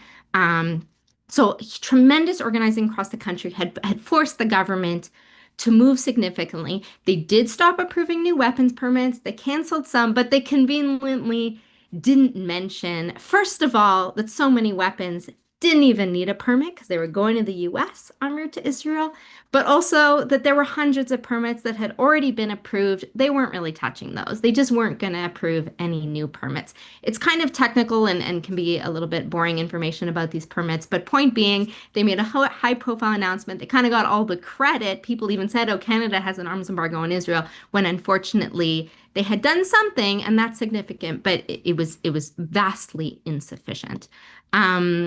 But what has that organizing look like that had pushed them thus far and that is continuing to ramp up now? I mean, of course, across Canada, just like, of course, in many other countries around the world, we've seen marches thousands strong. I mean, crisscrossing our major Canadian cities nearly every week. There's been, I can name infinite examples. There's been sit-ins in many, many dozens of members of parliament's offices. There's been events bringing together people of every religion from every part of the world, people of all ages in our community centers, our parks, to pray, to fly kites, to sign petitions, to sing, to march, to cry together. I mean, I think you would be hard-pressed, honestly, to find a single day in the past 2 years when an event, an action, a gathering hasn't happened in solidarity with Palestine in any city in this country. So the organizing across Canada over the past 2 years has been tremendous and has been historic and has involved organizations from all across every type of border and division. As we released information on the specific locations of the arms trade and of the factories producing weapons and of the flow of weapons, what we also participated in and supported and also saw others take on was huge direct actions. So blockades, literally blocking workers from being able to enter those factories to start their day's work, or at ports, or blocking rails to just directly impede the flow of weapons across this country and towards Israel. Just over a year ago, we came together with some other organizations to launch the Arms Embargo Now campaign. At this point, we've got, I believe, over 450 organizations that are committed to that in Canada, representing tens of millions of people. This is historic because this brings together the country's biggest unions, faith organizations, churches, humanitarian, like this type of coming together is not, for those joining from outside Canada, like, is not common here, and is something that we've been able to leverage to have tremendous impact. We forced many dozens of members of parliament as part of this campaign to pledge for an arms embargo, for a full, true arms embargo between Canada and Israel. No selling them weapons and no buying weapons from Israel. The latter part is really important. It's very often overlooked. But if Canada is buying Israeli weapons for the Canadian military to use, that's us directly funding the Israeli war machine. That's us sending money directly to Elbit, but also, for example, to companies like Rafael, which are state-owned. So there's almost no more direct connection between our country funding Israel's violence, for instance, than if we're buying these weapon systems tested on Palestinians in Gaza from them. So the Arms Embargo Now campaign has had many facets. And as I mentioned, we forced some key changes within Canada. But as I mentioned, as we've uncovered how much of the flow of weapons from Canada to Israel is through the US, we've really focused on the need to address it. So a key moment for that is right now. We have worked with an allied member of parliament to introduce a bill in Canadian Parliament. It's called the No More Loopholes Act. So this is not a symbolic vote. This would actually change Canadian law to close the loopholes so that Canada cannot continue to send weapons untracked, unmonitored, without any oversight to the United States. And that bill is going up for a vote in a month. If you go to armsembargonow.ca/no more loopholes, there's kind of all the information about it. And I kind of want to mention that, of course, I mean, this bill is primarily about tightening our arms controls to make sure that Canada is not continuing to allow the flow of weapons to the sites of the worst violence on the planet and not even tracking them. It's of course about that. But I would say for me, it's not only about tightening arms controls at this point. It's about addressing a much bigger ballooning of militarism in Canada and around the world. And unfortunately, this is also making the push for this bill much harder, because now we're not only up against Canada's support for Israel's genocide, we're also up against Canada's massive militarization just in the past few months. I mean, Carney's speech was referenced multiple times on this call. And maybe I think it's worth noting that while he was maybe frank and raised some important truths, his proposal is really a call to war, not to peace, right? He's celebrating Canada's promise to double, if not triple, defense spending in the next year. He's framing it as realism, but we know that when there's massive militarization like this, it creates its own logic. As an ally of ours wrote, defense industries need contracts, arms manufacturers need markets, and once you've built the capacity, you find reasons to use it. When Canada is currently investing enormously in building and buying new weapons of war, it's like building a pipeline. You're not building it just in case. If you're building a pipeline, you're going to use it to ship oil. You're committing to a future of extraction and of climate crisis. So similarly with Canada tripling its military spending, it's committing to a future of waging war via these weapons for decades to come. So this bill is now not only taking aim at Canada's arms exports, we're really, I'm hoping we can be a thorn in the side or a roadblock or a speed bump or whatever is the best analogy in this much bigger global push towards militarization and towards investment in war. I'm happy to take any questions. I'm not sure if there's somewhere I can drop some of these links in the chat for folks who want to follow up, because I know I shared a lot of info in just a short amount of time. But thank you so much for hosting and for this important call. Thanks so much, Rachel. We shared the links. They were shared by Yiping, and we shared them with the audience, but we're happy to take some questions from anyone in the audience. Anything? Thank you, Or is Rachel, anything in the Q&A? again for this hard work. Do you have a question, Maisa? No, I'm just looking through the Q&As. I don't see anything, but Yeah, I just want to comment. I'm really very, very impressed with what they've done. Really. Thank you so much. I think it's so important for us to hear of your positive work. I know how difficult it is. Down in UK, we've got people in prison and for Yes, direct I action mean, against Albert. Yeah. this is Yeah. one of the hardest types of work. It needs a lot of Yeah. principle, a lot of dedication, and a lot of, you Yeah. know, Yeah. Yeah. It stamina takes a lot of without sacrifice. getting great results or feedback right away. But we really appreciate this. Please continue to share with us any updates of this, and I'm sure we Yeah. can learn from you some of your work that we can hopefully replicate here in the USA, although it's even a harder situation here. We have Karama and Yiping. Go ahead. Usually, there are so many problems in the world that we cannot solve. Occasionally, you get a problem that is good to have, which is that we have too many speakers today, too many speakers, too many good speakers. So, for our new politician, Anthony, I know you're waiting. We want to hear from you. For Dr. Sadiq, we want to hear from you. Our colleagues from Egypt, from Gaza, Egypt, we want to hear from you. We really have a great list. Dr. Al-Farra just joined. Of course, our star is here too. But again, this is one of the very, very rare occasions that it's a good problem to have. So thank you, everyone, for your patience. Go ahead, Yiping and Karam.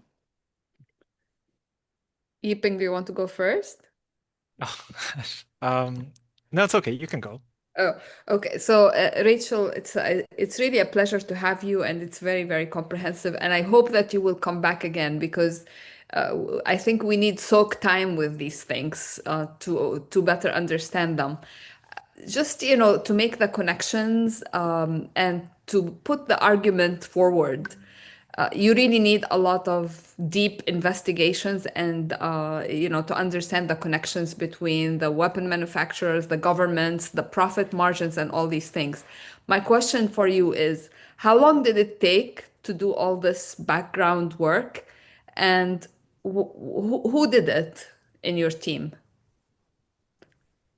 Yeah, so we're not a research institute, we're not a think tank. I really want to stress that these Arms Embargo Now reports were put out by like grassroots folks. I mean, I'm on staff with World Beyond War, but I'm the only staff member for World Beyond War in Canada. So the vast majority of our work and the work of the Arms Embargo Now campaign is made by people who in their spare time are coming in an organized way together to do this research. So in terms of researching the map, to really map out these hundreds of sites across Canada that are factories involved in this.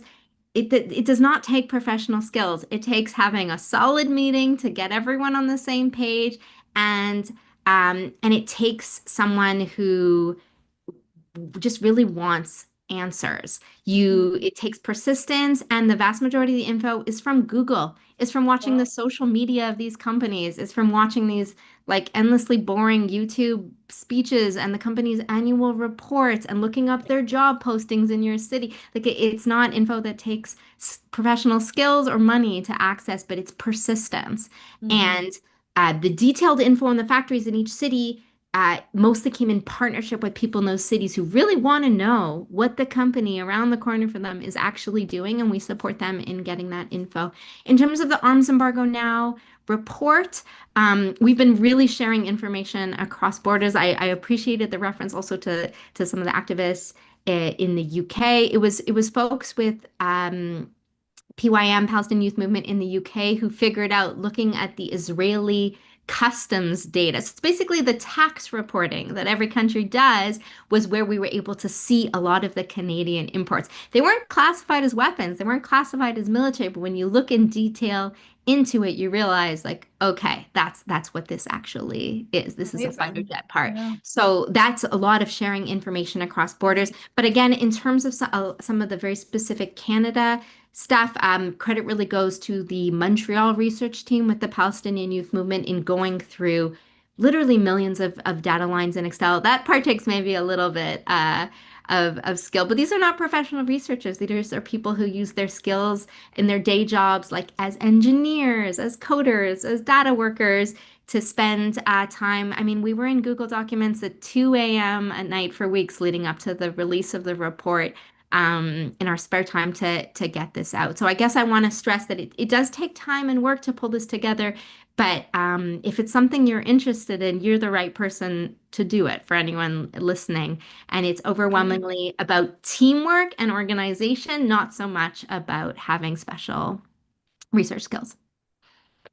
That's really good. I mean, it just makes it very important that multidisciplinary approach to these things. So, you know, we're doctors, we care about, we are anti-genocide. We think that weapons kill people, and we working with a group like you and working with people who are able to look into, you know, thinking about taxes and thinking about Excel sheets and all these things, it just makes our mission stronger. So collaboration across the board, I think, is much needed and can make us all more effective. So much appreciated, Rachel. Thank you.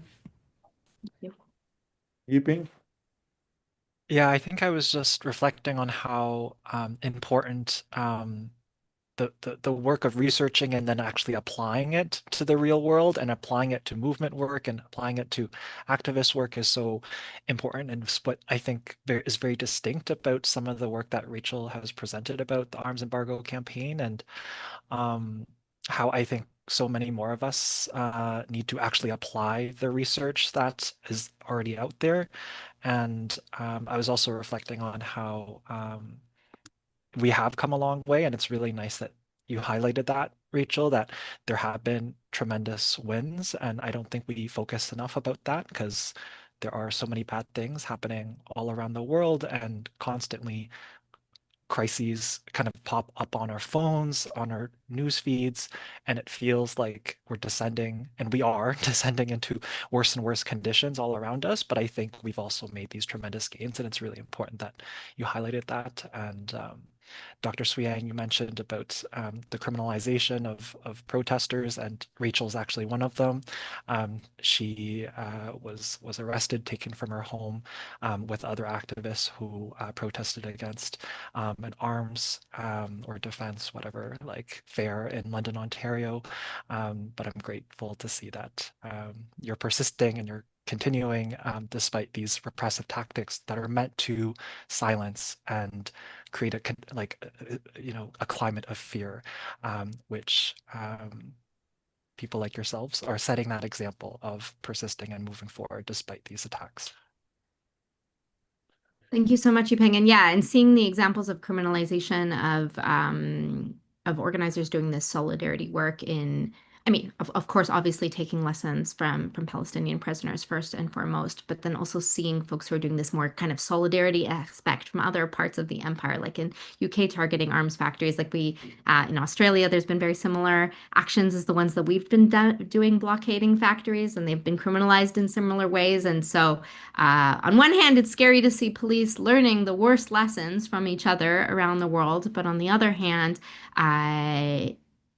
yeah, as Yipeng mentioned, when my house was raided a few weeks ago and I was arrested in front of my kids in the middle of the night and all my computers were taken, I immediately thought of organizer friends, specifically in the UK and Australia, who had had the same thing happen to them. And it does feel like we sort through this stuff together. I saw a question in the chat about examples of direct action, as in Britain. Yeah, I mean, in terms of the Arms Embargo Now campaign, there have been dozens of factory blockades where people have, there's been many ways of doing it, but one key way it's shown up in Canada is people showing up, really doing their research ahead of time, scouting out the factories, knowing when the workers come and making sure to show up before then and just block the gates with their bodies. I mean, sometimes you use props, sometimes use all kinds of things, but there's been a lot of just 100 people showing up at 5 a.m. and refusing to let the factory open for the day.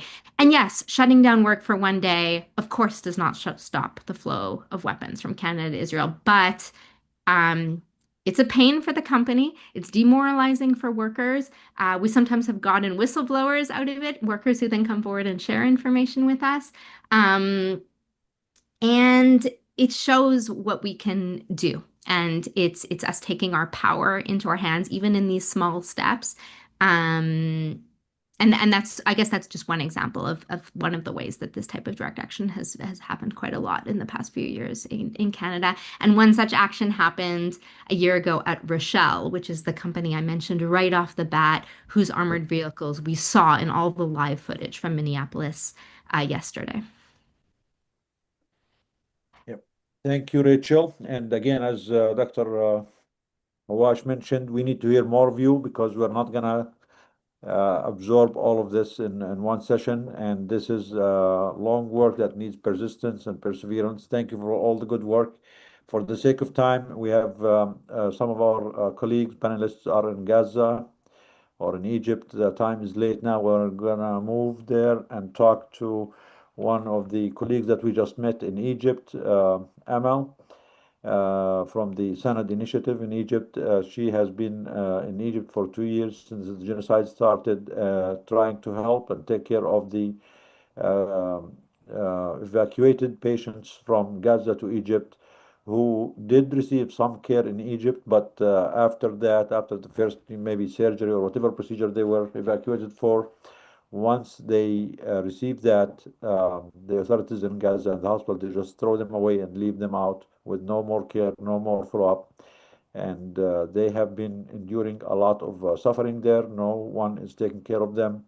One of the initiatives there that is led by Amal and Ahmed is the Sanad Initiative. Me and Karama went there, visited them, tried to work with them, and hopefully build an ongoing relationship and cooperation with this organization and others in the area. Amal, are you still there? Amal? I'm sorry, they've been waiting for a long time, so I'm not surprised if they are not. Amal, are you still with us? Yeah, I'm here.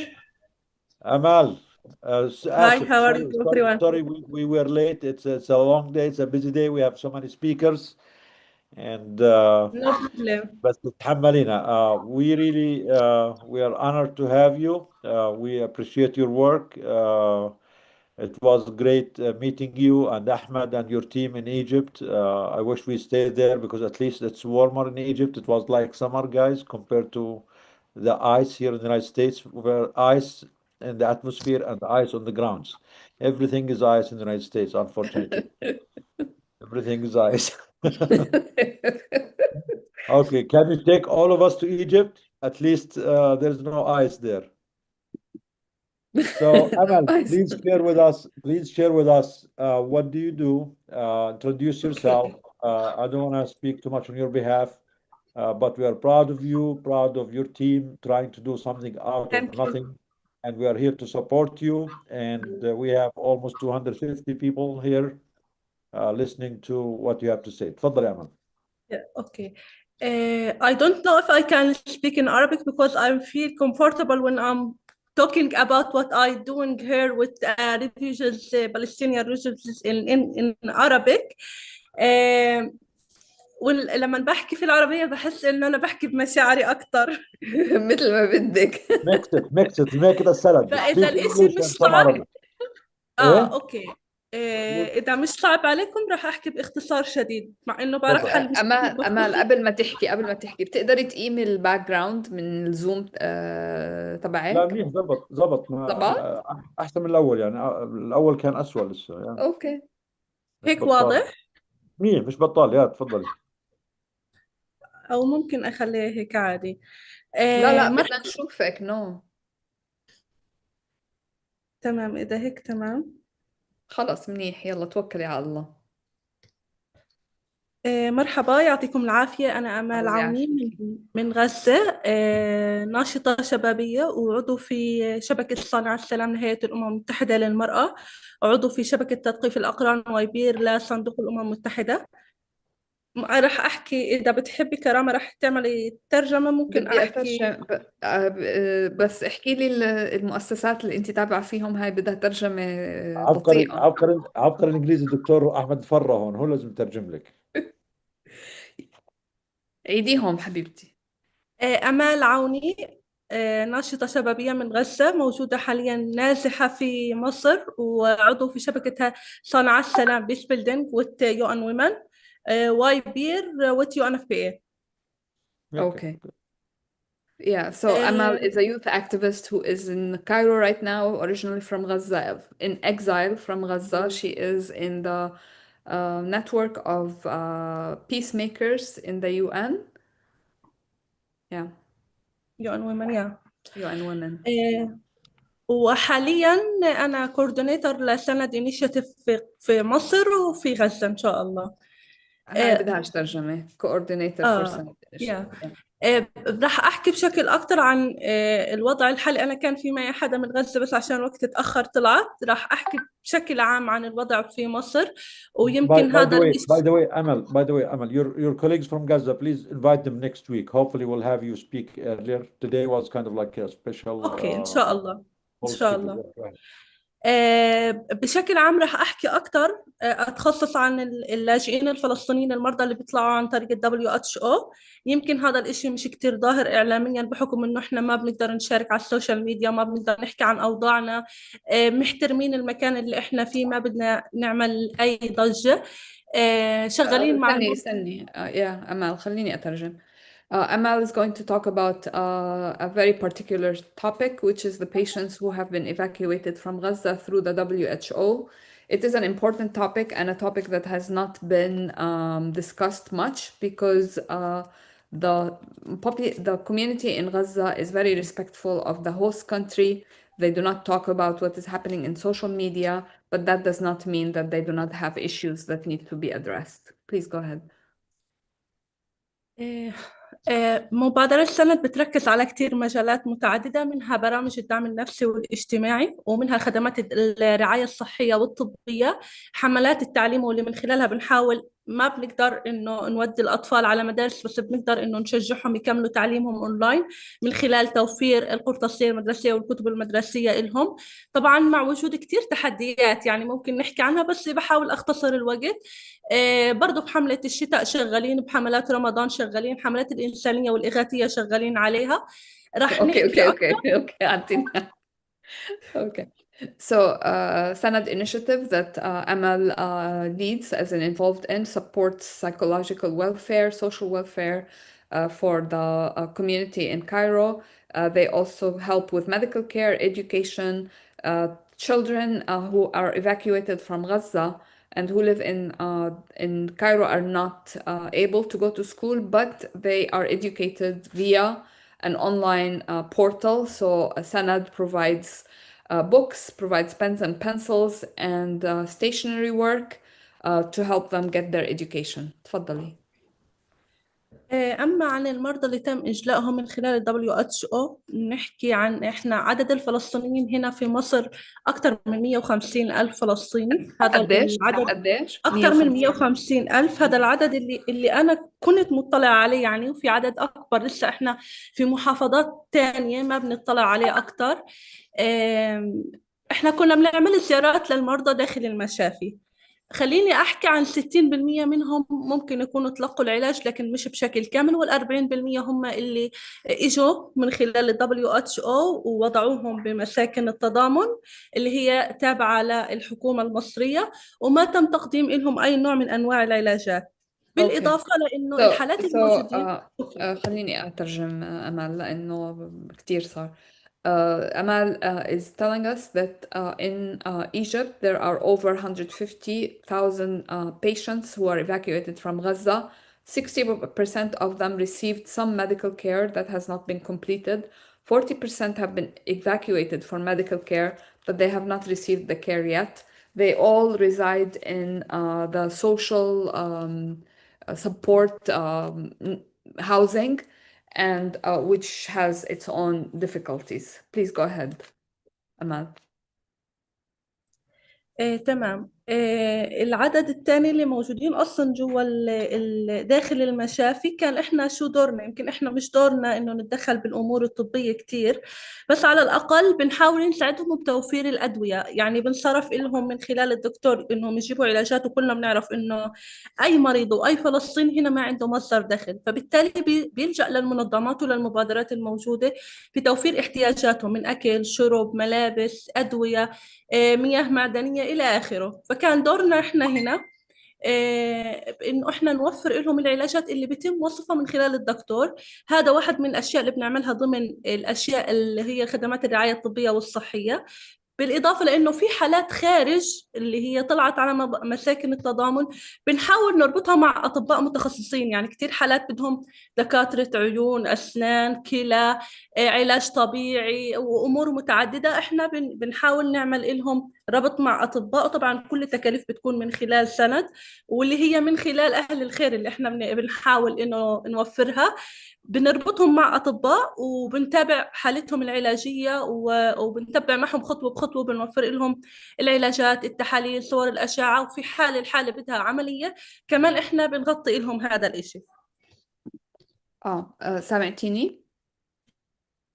هلو؟ تمام. Amal is saying that the patients in the hospital often need help with their medications because most of them do not have income.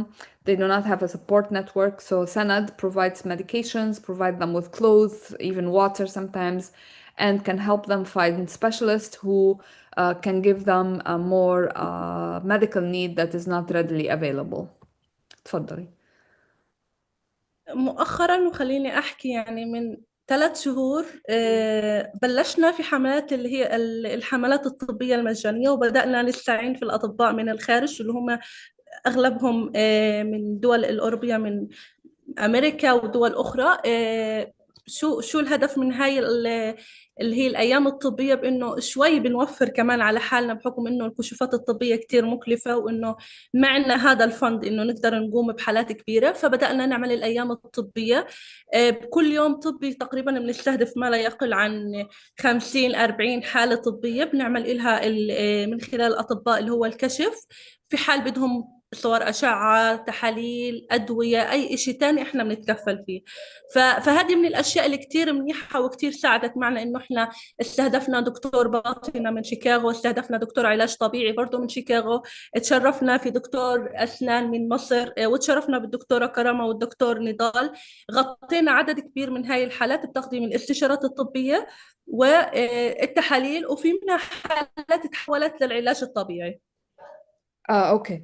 So, in addition to all the care that they do in the hospitals, they started the medical days with the help of doctors from abroad, and that's how we connected with them when we had the medical days, and we saw patients. There are doctors who are dentists and subspecialists who come from abroad to see these patients, and that can be very helpful. تفضلي أمال.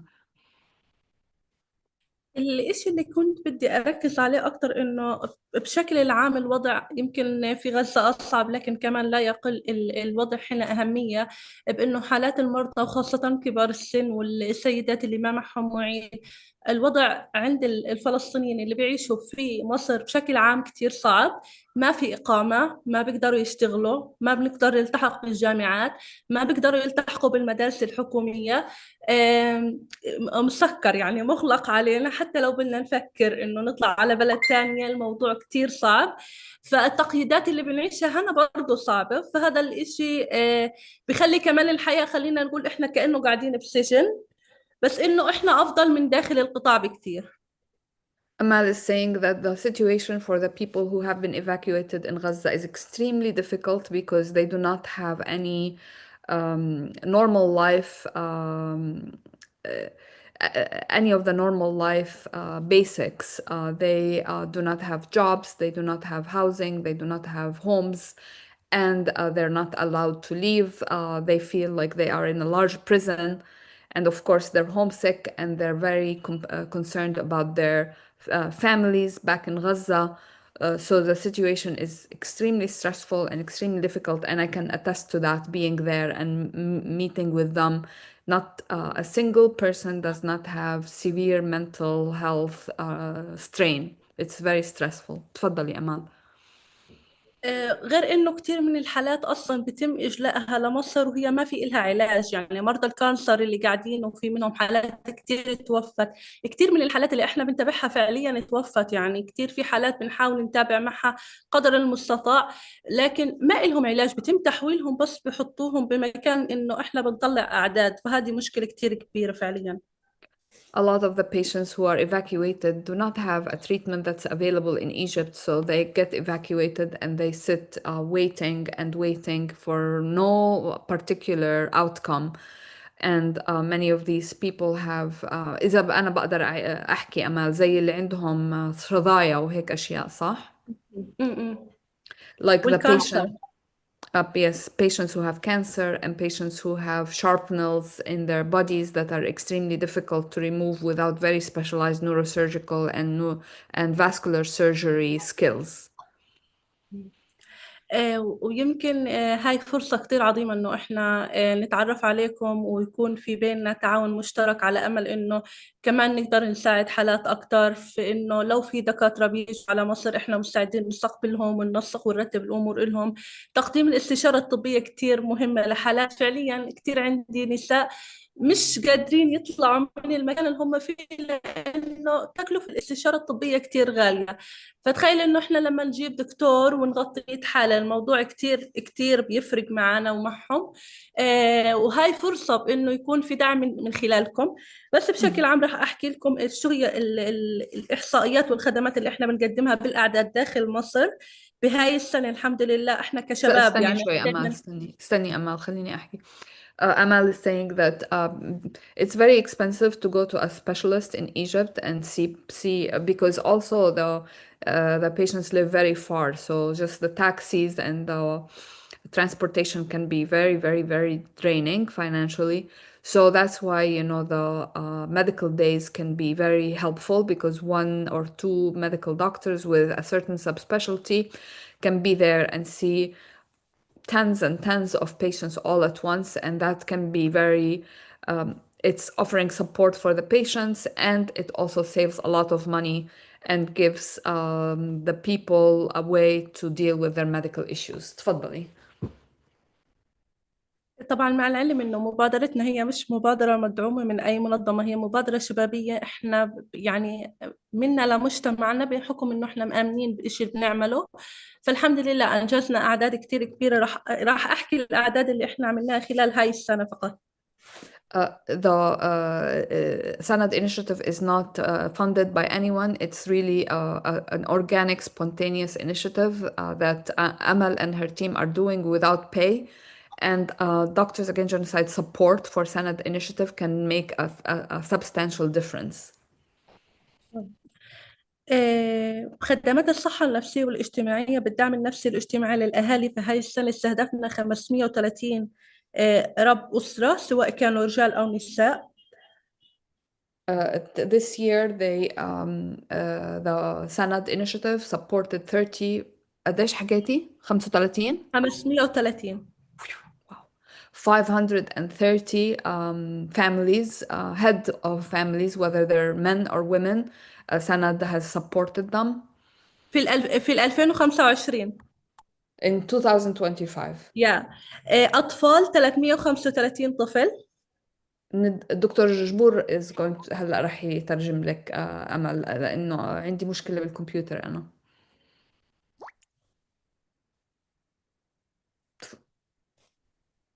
أمل؟ I can also. معك. أو ميسة كمان. Please do it. Val, do you wanna? Yeah. أمل عيدي شو حكيتي آخر جملة وميسة بتترجم. أنا رح أطلع وأرد أرجع. الدعم النفسي والاجتماعي للأطفال استهدفنا 335 طفل.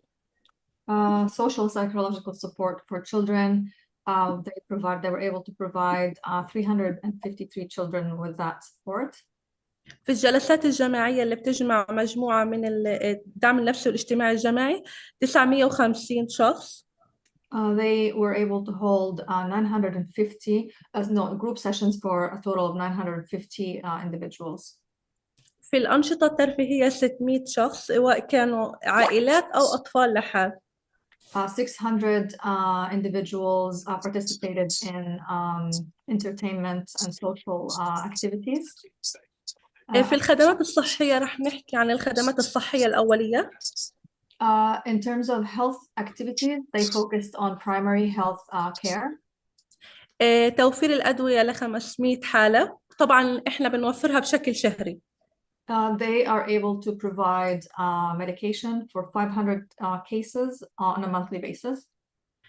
تحويل الحالات للمتخصصين ومتابعتهم عندنا 154 حالة. They are also able to refer to specialists a total of 154 cases. في العمليات احنا طبعا نفذنا ل 74 حالة عمليات جراحية وطبية كاملة. Conducted 74 surgeries in total. أجهزة طبية وفرنا 21 جهاز. And they were also able to supply 21 medical equipment. زي ايش equipment؟ زي ايش اللي هو في عنا كانوا بدهم أجهزة السماعات الأذن والووكر والأجهزة المتحركة والأمور هاي. Okay, so this includes hearing aids, walkers, mobility tools and equipment. في العلاج الطبيعي عندنا 60 حالة بيتم متابعتها مع أطباء هنا بشكل شهري. There are 60 cases that are regularly receiving physiotherapy support on a monthly basis. 180 حالة توفر لهم كشف للعيون ونظارات طبية. 180 individuals received eye exams and some were prescribed glasses.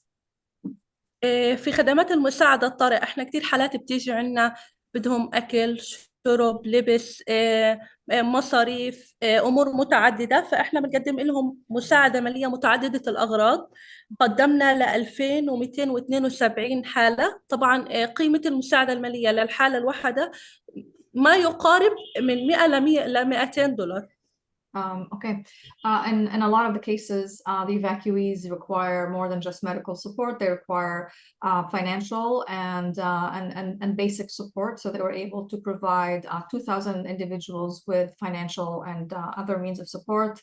The average amount of funds that an individual would potentially receive varies, but it's in the range of $200 US. في دعم التعليم، حملات التعليم، يمكن احنا حاليا بالحملة الرابعة لدعم التعليم خدمنا 1085 طفل موجودين بمحافظة القاهرة والإسكندرية والإسماعيلية.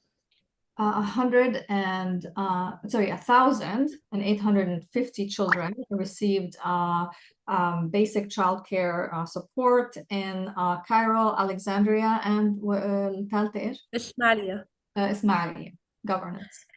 في الحملات الإنسانية وهي من خلالها بنوزع باكيجات مواد الغذائية، باكيجات الهايجين وغيره. وفرنا 2855 باكيج. 2,250 food and hygiene and other basic needs packages were distributed to families from the evacuees. في حملات رمضان والأعياد 5170 فرد استفاد منها. In the month of Ramadan and the Eid, over 5,000 individuals were able to benefit from these packages. آخر إشي هو تعزيز القدرات وبناء المهارات سواء كان للفريق أو للأفراد اللي بيحاولوا يساعدونا في نقاط التواصل. كان في عنا تدريبات مع منظمة طفل الحرب هولندا وهي هالتدريبات متخصصة، استهدفنا 90 شخص.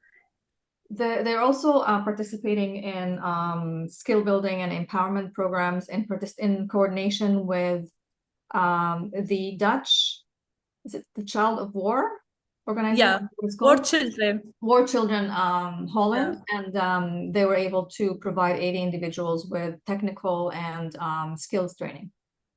وفي تدريبات إدارة المبادرات استهدفنا 150 شاب في إنه هم يقودوا مبادرات مثل مبادرة سند، على أمل إنه إحنا نكبر أكتر ونخدم أكبر شرائح ممكنة.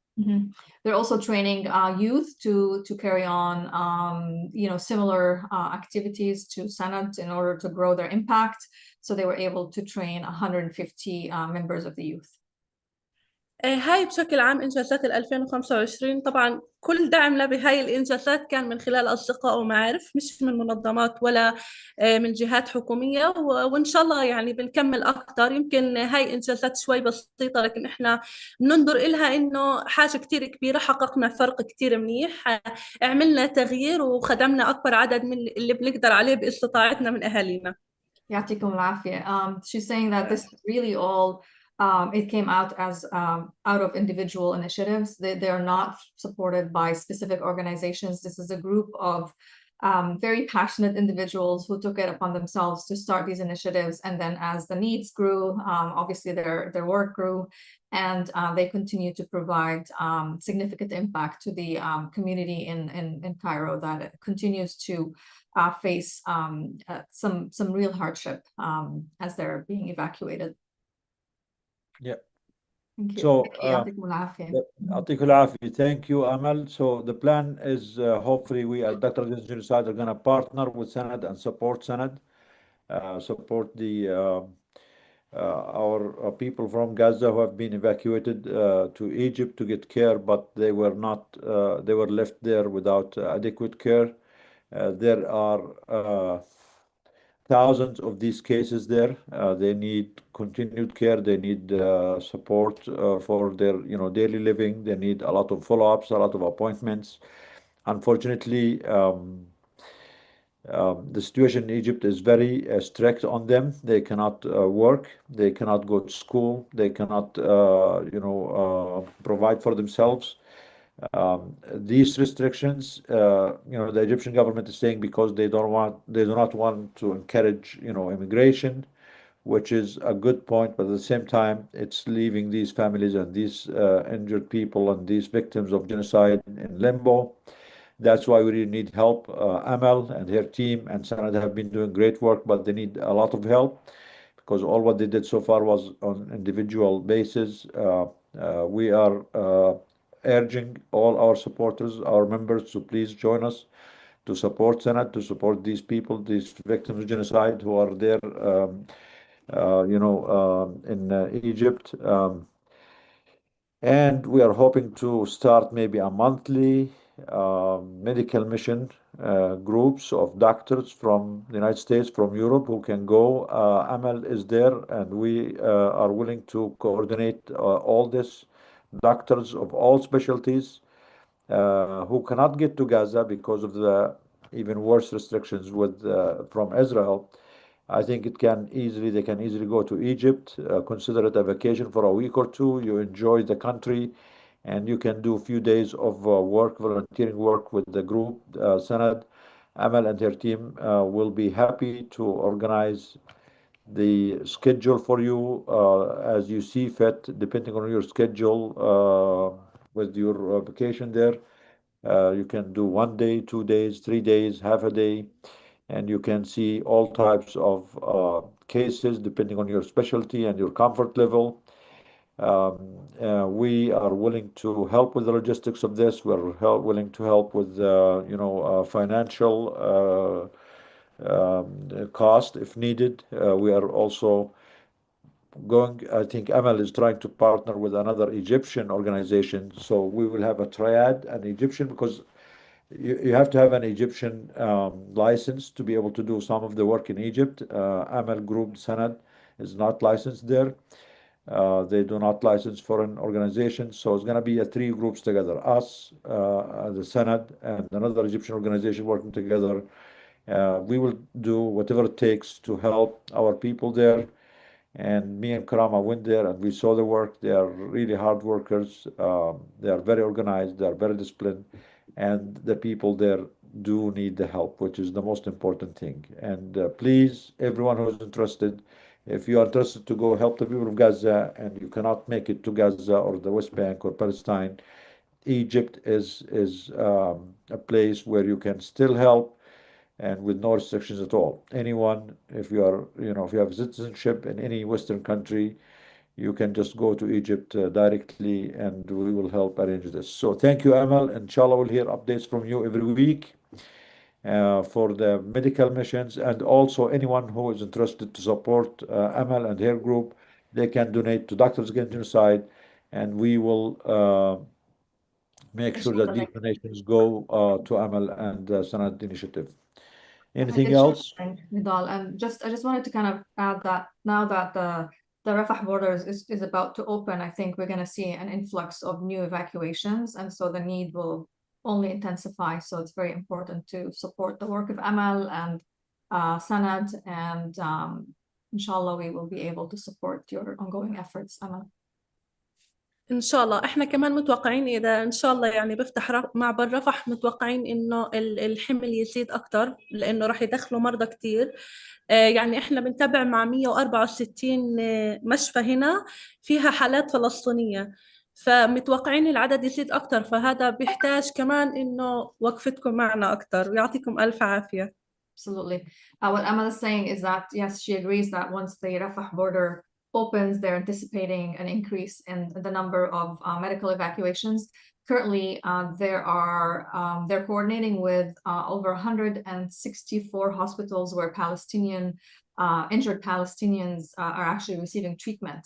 So they're spread really thin as they're trying to coordinate across all these hospitals, and they are asking us for support, and obviously part of the support is financial support that we will be fundraising for in order to support your initiatives. Thank you. Thank you, Amal. Now we have Dr. Ahmed. كيف حالك? Dr. Ahmed. السلام عليكم. وعليكم السلام، شو اخبارك؟ انتوا في مصر ولا في ستيتس؟ رجعنا على امريكا، احنا رجعنا على الثلج. حبيبي، الحمد لله على سلامتكم. الله يخليك، الله يسلمك. معك وقت حاب تحكي هلا ولا ونخلي الاثنين؟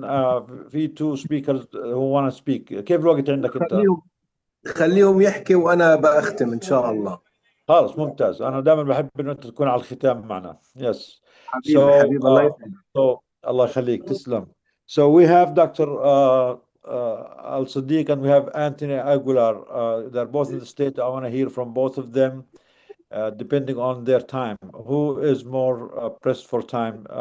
Either one of you can choose to go first, depending on your availability. Dr. Al Sadiq? I'm not pressed for time at all. So, Anthony, are you there, Anthony? Mr. Aguilar? I'm here. Yes.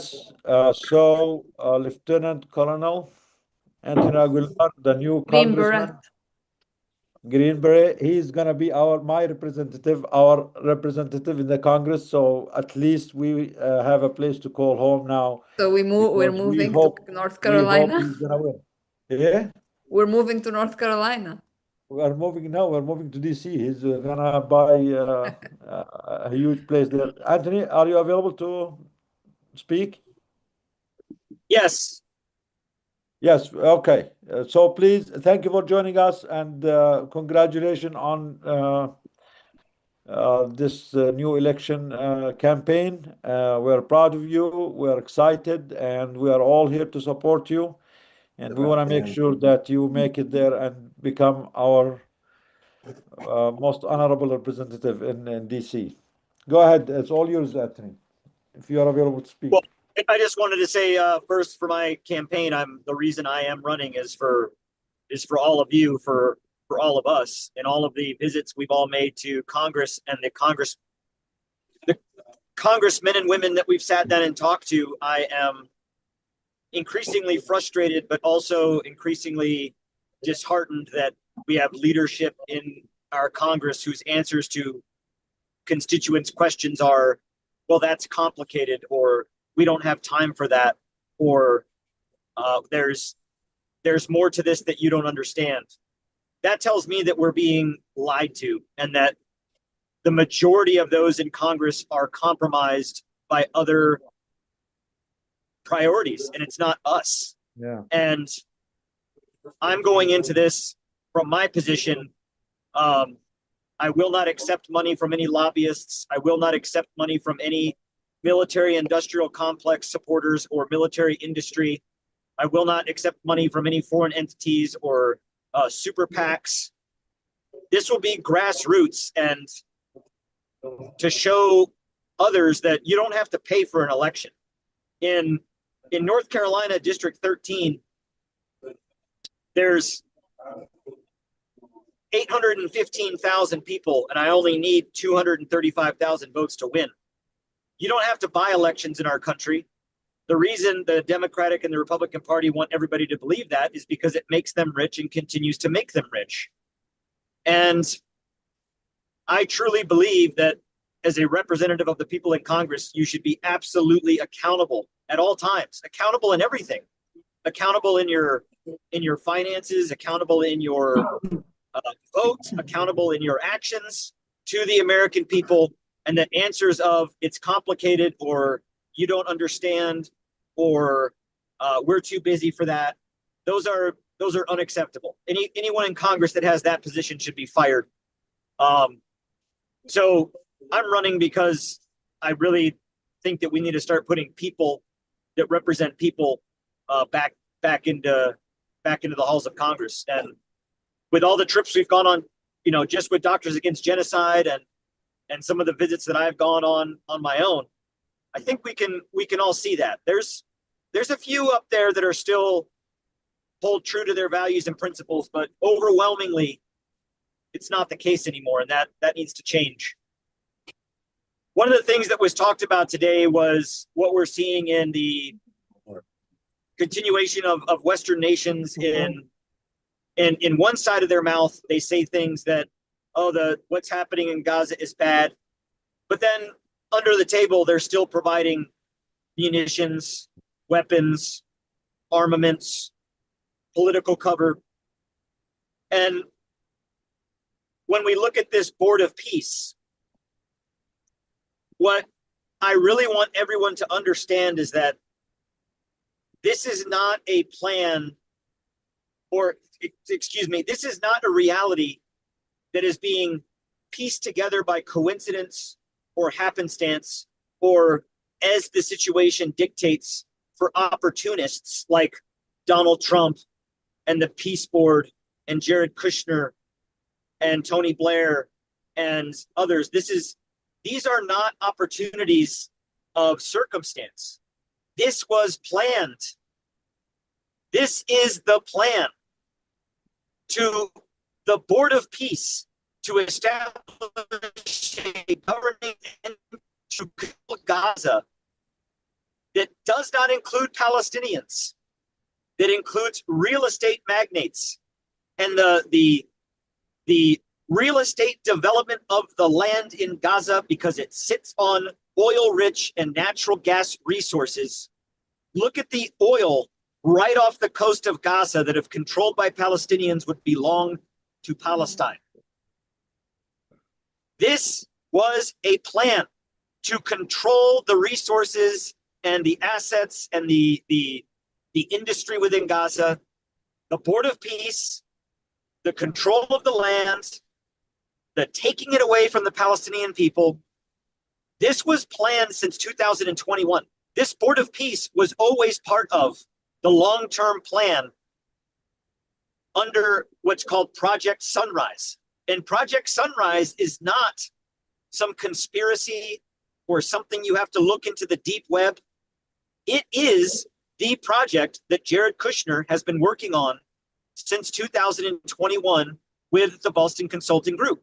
So, end to the hostilities or not, as the gentleman who was speaking earlier, he shares the same opinion I do. Another bomb doesn't have to drop for the genocide to continue. The implementation of the systematic genocide through famine, starvation, denying human rights and resources, medicine, vaccines, propane, fuel, housing. Right now, across the Rafah border, thousands of individual containerized housing units sit that could provide housing to the people of Gaza instantly, and it's not allowed to go in. That's not a coincidence. The U.S. knows that it's there. The U.S. could force it to go in based on what was agreed upon in UN Resolution 2803 to allow the uninhibited aid into Gaza. But we won't. The U.S. and Western governments won't enforce what we all signed on to. because it's always been the plan. It's always been the plan to support Israel's actions in Gaza, to then bring to fruition this greater plan of a Gaza Riviera. This Gaza Riviera plan, as cruel as it sounds, it's cruel and it's horrible. And we stand back aghast to think, how can we build resorts over the buried bodies of Palestinians? Normal human beings would never think of that. The people in charge are not normal human beings, and they do not value life, and they do not value our lives, and they do not value the lives of the Palestinians. So every step of the way, yes, will the Rafah border crossing be opened? It will be. However, they will allow mass evacuation out of Gaza, but are going to allow very little, if anything, into Gaza. That is by design. Part of the Boston Consulting Group and their plan for Project Sunrise is the complete displacement of all Palestinians out of Gaza, either forcefully or voluntarily. And to do that voluntarily, they will open Rafah crossing, and they will offer everybody the opportunity to leave uninhibited. And mark my words, they will never come home. They will never be allowed back.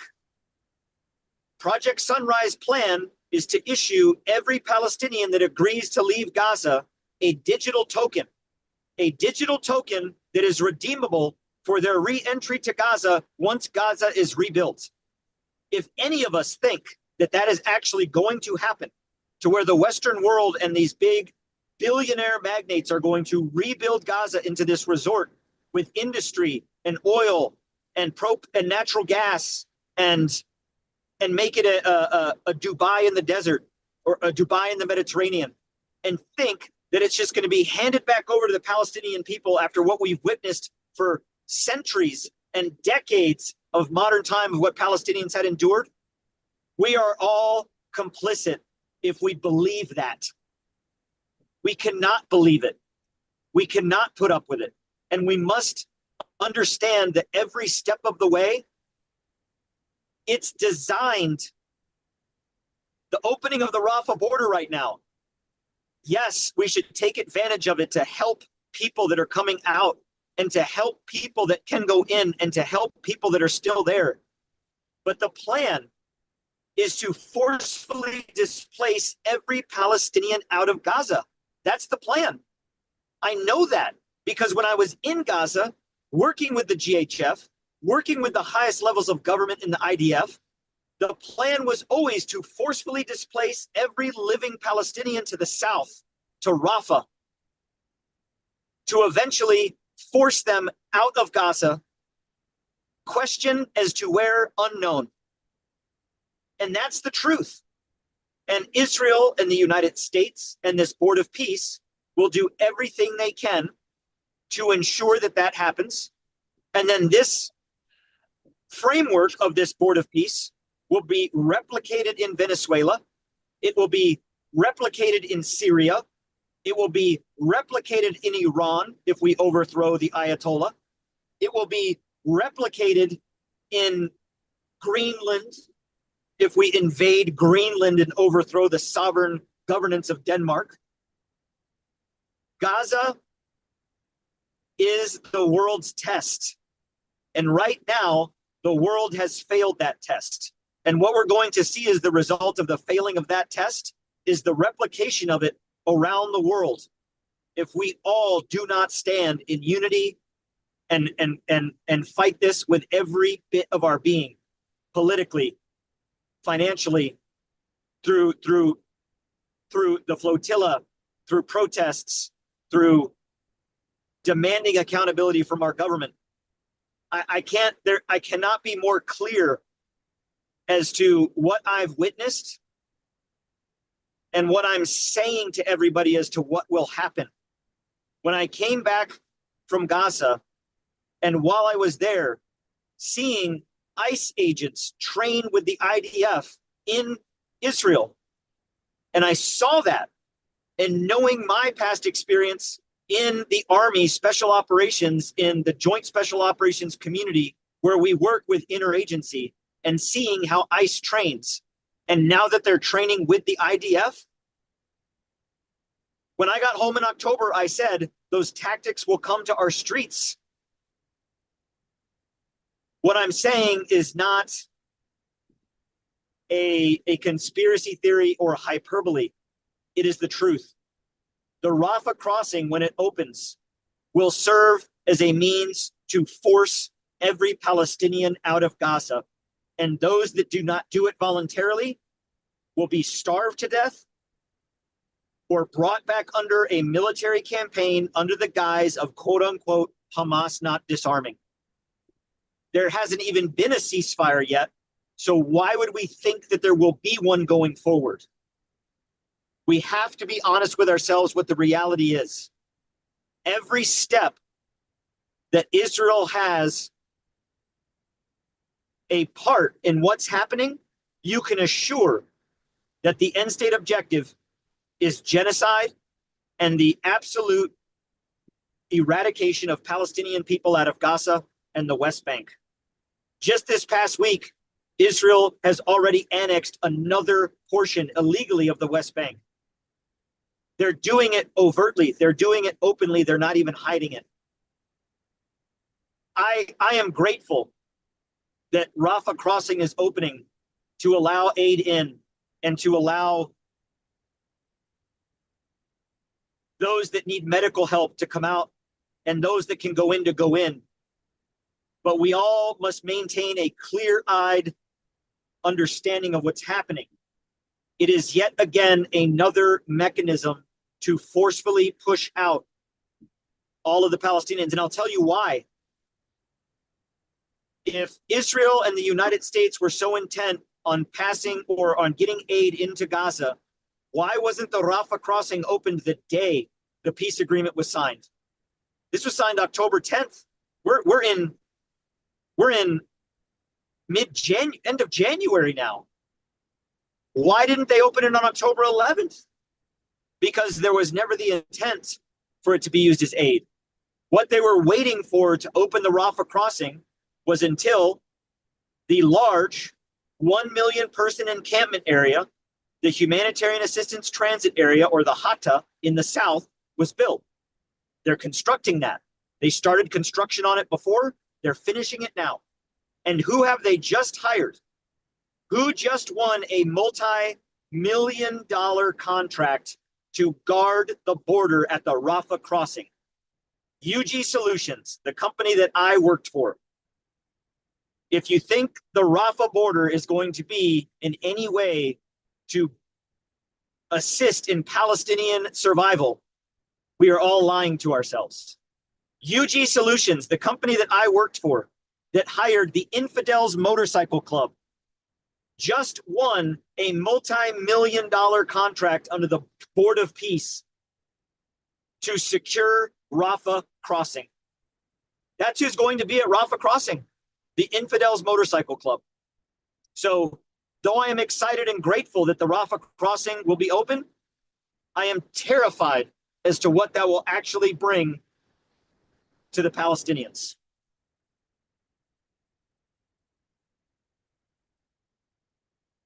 Thank you.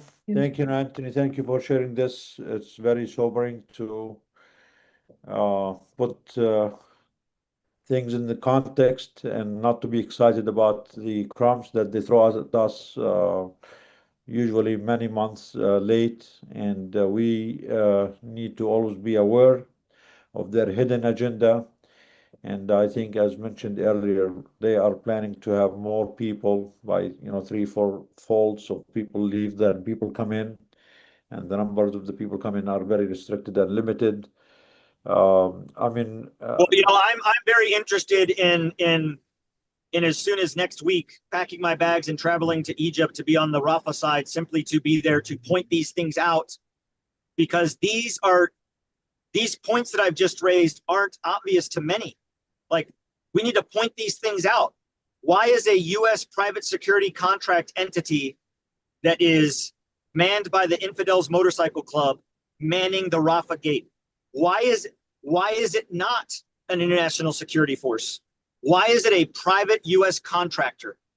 Why do containerized housing units that can be installed and put into Gaza 1,000 units per day not being allowed in? Someone needs to be there at the Rafah crossing on the Egyptian side to show everybody this. Like, here is the truth, because we're being lied to. So I'm all about it.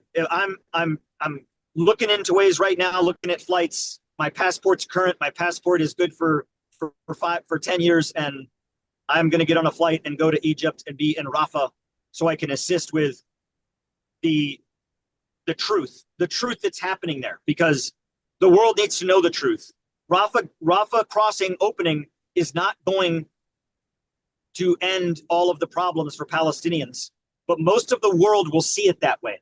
And we can't let that lie promulgate throughout the world. We can't. Do you think the Egyptian will allow you to get to the border crossing, or because I know there's a lot of security and issues in Sinai, they will not let anyone get in unless they have maybe special permit or special arrangements. Are you aware of any arrangements or anything, in a way they will allow you to be there on the border?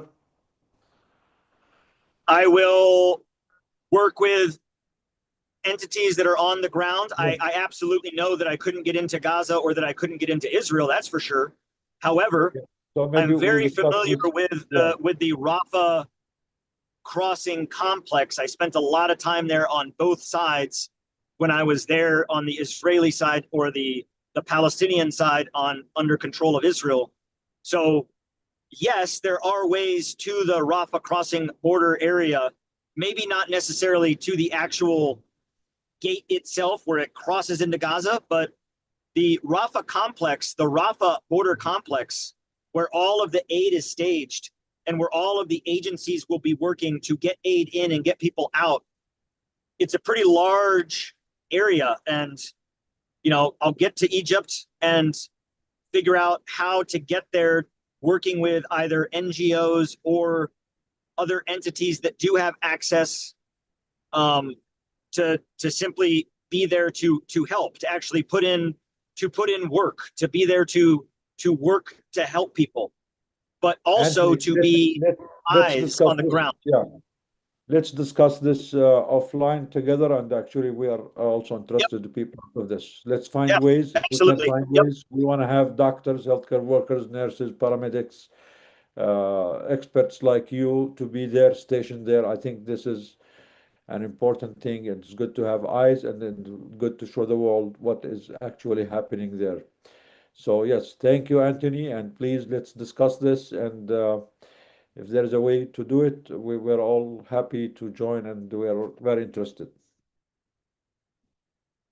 Okay. Now we want to move. Maisa, you said that we have a doctor from Jenin, Al Shifa Hospital. Yes. From Hi, Jenin. how are Where's the you? doctor? Where's the doctor from Jenin? دكتور باسل معنا؟ No, he's not here with us now. لا المفروض باسل Yeah. دكتور باسل سامعيني؟ أنا هون آه. موجود. This is Khalid or Basil? Dr. Khalid? باسل Dr. باسل Basil. هو The دكتور name. Yeah, we can change the name. Yeah. Is this Dr. Basil? باسل خالد سامع شكله قايم الميكروفون تفضل سامعنا So Dr. Khalid, Dr. Basil, if we can change the name, ممكن just تحكي لنا اسمك الله يخليك بالكامل, and he's the head of the Shifa Hospital in Jenin. He wants to talk a little bit about the situation of the Jenin Hospital. تفضل دكتور باسل. مرحبا للجميع. أنا اسمي باسل وليد خليلي، المدير العام لمستشفى الشفاء، طبعا موقعه في مدينة جنين داخل الضفة الغربية.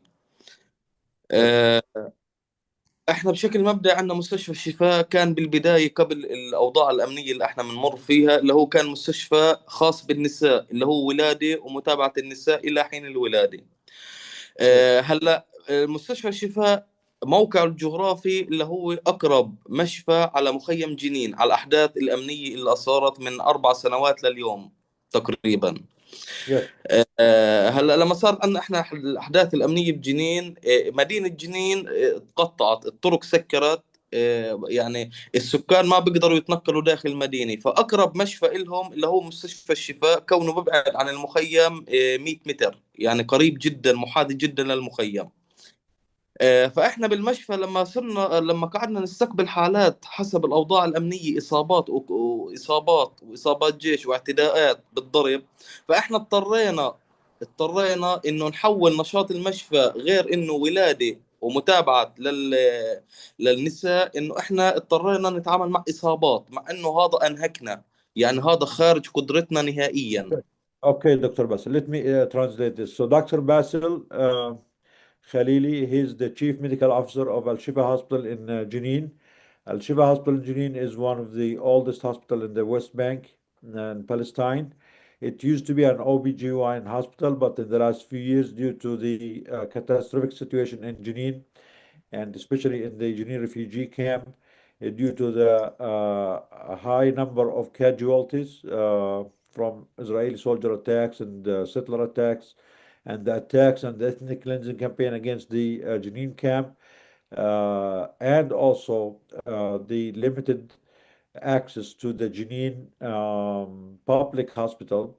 Al-Shifa Hospital was forced to start doing other interventions to take care of the injured people and other regular cases that come to them, which imposed a greater responsibility on this small hospital that exhausted their resources. تفضل دكتور. طبعا بعد كل هاي الظروف اللي انا حكيت لك اياها، كمان الوضع الاقتصادي إلي انا كمشفى، لما انا استقبلت كل هاي الحالات ولسه بستقبل فيها. طبعا انت بتعرف يعني هم نازحين، يعتبروا نازحين، فيعني ما معهم القدرة المادية انه مثلا يتلقوا، اني انا اتلقى بدل العلاج اللي هو الاشي المادي. فانا اضطريت صرت اغطي كل الادوية، كل الخدمات، رواتب التيم اللي عندي، فكل اشي مني انا كمشفى. وانا يعني ما بقدر اني احكي لمريض او مصاب انه اطلع برا المشفى، انا ما معي اغطيك. فالضغط اللي صار عندي، انا عندي غرفتين عمليات بالمشفى عندي، فمن كثر الضغط اللي صار عندي اتعطلت غرفة عمليات كاملة، اللي هو جهاز تخدير، تم الوقوف عن العمل بشكل نهائي. فأنا حاليا قاعد بشتغل بطاقة غرفة عمليات واحدة فقط لا غير، كامل المشفى. تقريبا أنا بشتغل تقريبا لنص المدينة إذا مش أكثر، من حالات نساء، من إصابات، من اعتداءات، من ناس ما معها قدرة مادية وما بتقدر توصل لباقي مستشفيات المحافظة اللي هي مدينة جنين، وبتوصل عندي أنا. ثاني شيء أنا Let me translate for you, Allah Khalik. Okay. So because of this strain, again, this is a small private hospital, and it was faced with increased number of acute cases that they have to deal with and injuries. Most of the people who are coming to the hospital also have no financial resources to cover their care. The hospital does not have resources to cover also for these expenses. They used to have two OR rooms that they were using at full capacity, but because of the strain and the extra use of these two OR rooms, they lost one of them. The machines there broke. Okay. اتفضل خالد. كرامة or Maisa, can you translate after this? I have to go for a minute, please. Yes, yes. تفضل دكتور باسل. فأنا لما صار عندي تقريبا حاليا أنا قاعد بشتغل بنص قدرة المشفى اللي هي بغرفة عمليات واحدة فقط لا غير. زاد إنه أنا صار عندي كمان عطل بعدة أجهزة داخل المشفى، بعطل عدة أجهزة داخل المشفى اللي هي مثل جهاز الأشعة. أنا عندي واقف، يعني أنا ما بقدر أعمل ولا أي شيء أشعة حاليا. زائد غرفة العمليات واقفة، زائد عدة أجهزة بالطوارئ عندي واقفة وقوف نهائي. القدرة المادية عندي أنا صعبة جدا جدا جدا، لأني أنا قاعد يعني بحاول إني أأمن الأدوية المشفى ادويه المشفى والتكاليف التشغيليه تاعتها، انا على اساس اخدم اي حاله بتوصلني، سواء اعتداء من اعتداء من الجيش او اصابات او حالات ولاده، اللي هي المستشفى اصلا انوجدت لحالات الولاده فقط. زين انا عندي اللي هو موضوع صيانه المرافق، يعني من كثر الحالات اللي انا استقبلتها الفتره الماضيه، فصار عندي تلف بالمرافق.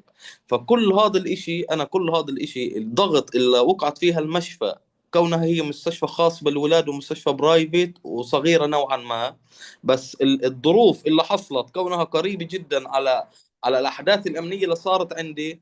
فانا برجع وبحكي ما يعني الإنسانية للطب، ما بقدر أنا أحكي لمريض إنه أنا اطلع من المشفى إذا أنت ما معك بدل العلاج اللي أنا بدي أعالجك إياه. ما بقدر إني أنا أوقف مريض، ما بقدر إني أنا ما أستقبل مريض.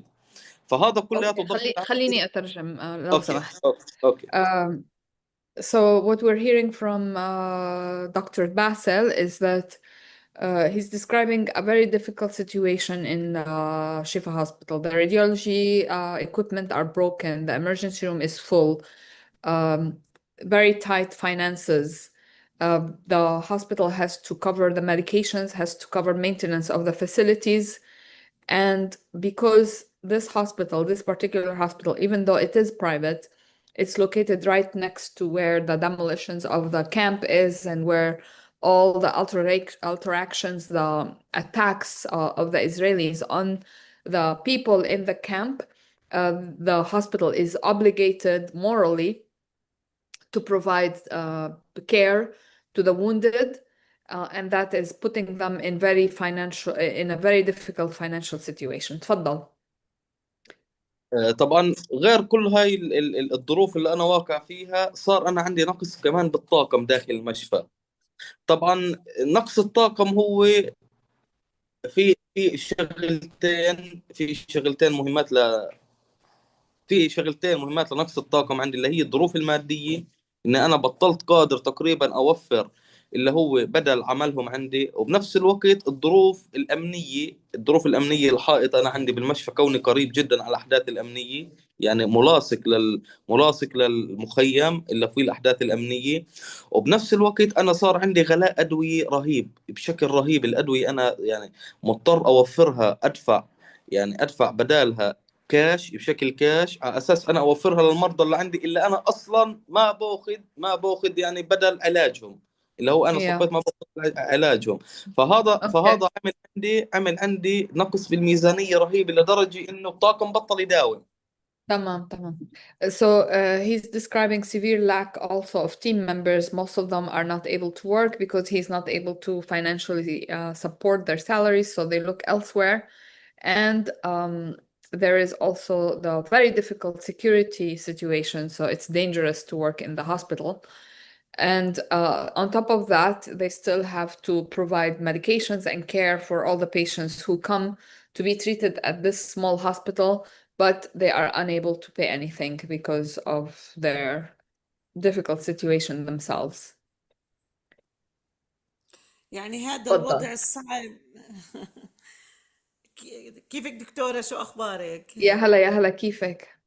تمام. يعني أنا جدا يعني بقول الوضع اللي موجود في غزة، صدقيني هي نفس الوضع الموجود في جنين، يعني مش أحسن، يعني ممكن إحنا أحسن شوي، بس الوضع الكتير كتير سيء، كتير سيء. Yeah, it's as bad as in Gaza. Yeah. Yeah. دكتور باسل، خلصت؟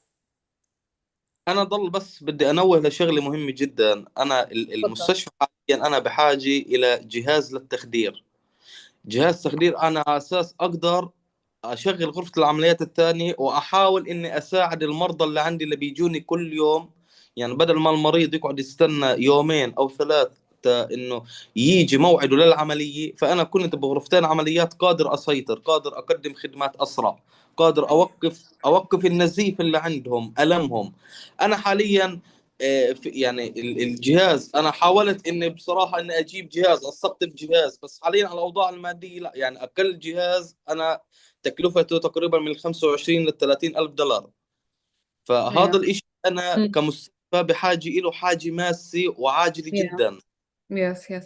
So one thing that this hospital needs in an absolute way is another anesthesia machine, because that way they can actually operate the two operation rooms. So دكتور احنا ان شاء الله يعني الفكرة انه نحاول نقدر نساعدكم بهاي الشغلات، صح؟ فمهم ان عرفنا هلا الاحتياجات تبعتكم، وان شاء الله بنقدر ان شاء الله رح نحاول fundraise لجنين. So we understand the very difficult situation in Jenin Hospital and the heroic measures that the medical team is trying to do on a daily basis to save patients. So our goal is to help Jenin Hospital, and hopefully we will get support from our members in terms of fundraisers شكرا كثير، شكرا to help إن شاء الله. So thank you. يعني انتوا أهلا وسهلا فيكم دايما، ونحب نسمع منكم، وإن شاء الله بنكون على حسن حظكم ومن على حسن ظنكم، وبنقدر نساعد بطريقة كويسة. So hopefully we will be able to help in a meaningful way. الوقت اتأخر بغزة. So دكتور أحمد. يلا شكرا. يا هلا يا هلا دكتور أحمد الفرة. We wanted السلام عليكم. يا هلا دكتور، كيفك؟ الله يعطيكم العافية. يزيدك عافية. كيفك؟ خبرنا شو أخبارك؟ فعلا الله يسعدك. فعلا أنا مبسوط كتير على مداخلة أهلنا في جنين. يعني خليني أحكي بالإنجليزي عشان الأخوة ما نضلنا الزملاء. نترجم. أوكي تعبتوا من الترجمة، ترجمتوا من مصر وترجمتوا من مش جنين. عشان هيك، عشان وقت والله. Okay, my sisters and brothers, I send you my warm greeting and best wishes. Karama, Dania, Dr. Sweet, Dr. Maribeth, Martha Miller, everyone, Dr. Ying, everyone. I don't want to forget anyone from my colleagues. أشرف. You hold Dr. Ashraf طبعا. My brothers and sisters, you hold the shield of dignity and the promise of continuity, because really when I see Dania and Maribeth, they are sitting and they are still there and they are not leaving the webinar. I feel a lot of power, and I'm surprised because they are far away from Gaza. But their heart is in Gaza. Their feeling is in Gaza. Everyone of you is a real soldier who's doing his best to support Gaza. My friends, my family, you are our family. You know that the occupation succeed in demolishing and devastating most hospitals, and they are succeed in damaging large number of ambulances. But however, they stood powerless and shackled in their attempt to break the will and determination of the Palestinian people, who continue to plant seeds of life. Palestinians have presented a unique life. Palestinians have presented a unique and inspiring model to people around the world. They become models not only for Gaza, but for the entire world.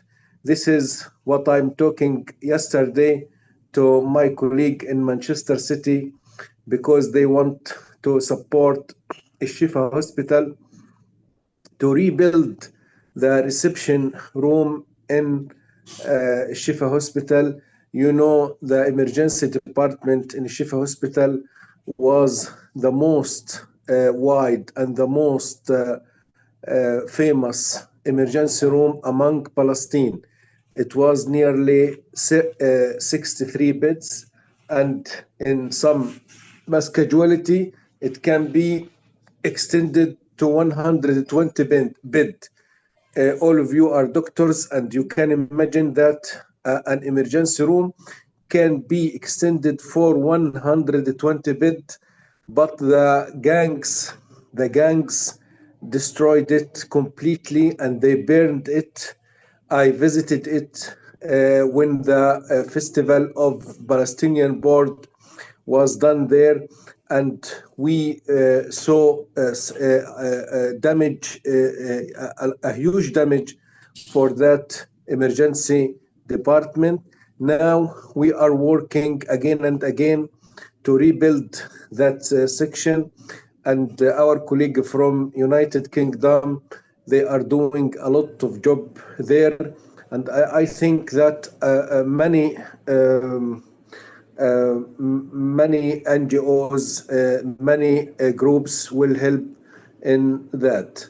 Again, every one of you, my family and my friend and the brother, deserve to be honored as an expression of gratitude and appreciation.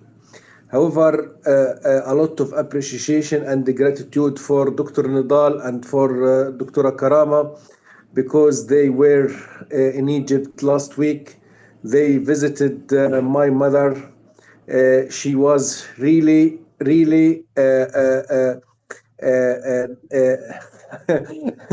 Wallah, actually, very we happy are about for you and for her to give us this opportunity. She told me that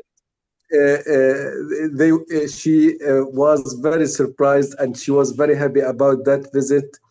Thank you, Dr. Nidal, and she's alhamdulillah doing well.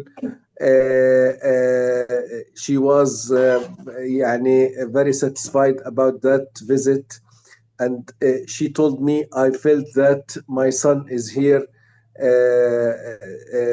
Dr. Nidal, like Dr. Ahmed, I told her Dr. Nidal is our leader, and no, it's not our leader. We is told her we are representative of Dr. Ahmed. We are visiting you. He Allah sent us from Gaza, which is true. We went there on your behalf. But it was yes. an honor to meet her, mashallah anha. She's very with it, very smart. She has a good brain in her head. The only problem she's reading the Quran. She's reading the Quran every 3 to 4 days. And she's not just reading the Quran, she's reading the Quran and its explanation. And if you, she's nearly 85 years now, but if you ask her, give her an ayah of Al Quran and told her this ayah, she will told you what is the page in Quran that its ayah is present, and what is the previous ayah, and what is the next ayah of Al Quran. So her alhamdulillah is highly skilled in Quran and in its explanation. And even I think that our God is protect us and saving us, I think, by her praying and by what she's asking for, asking for her sons and daughters. My friends, I want to talk about the situation that we try to rebuild everything in the Ministry of Health. I mentioned that we are try to rebuild the emergency department in Shifa Hospital. We succeeded now to renew nearly 32 bed out of 60 bed of emergency department of Shifa Hospital. Inshallah, after 2 or 3 months, we will succeed to inshallah to regain the 60 bed of the emergency department of Shifa Hospital. I think we have the willing, we have the ability to continue, and we will not stop. I felt a lot of sorry and a lot of sad about the situation in the West Bank, and this is what we have to talk about.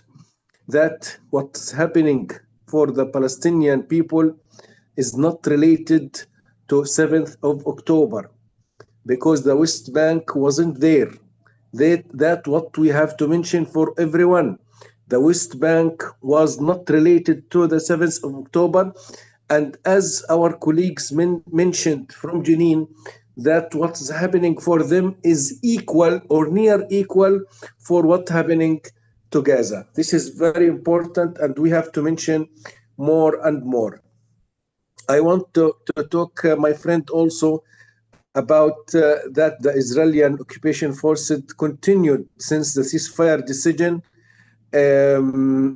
from 10th of October 2025 until the evening of Monday, today, the 25th of January, to commit serious and systematic violation of the agreement. We are talking about 1,244 violations of the agreement. They still killing, they still targeting, they still destroying building, they still attacking. They are doing like gangs. And I think we have gangs and you have gangs also.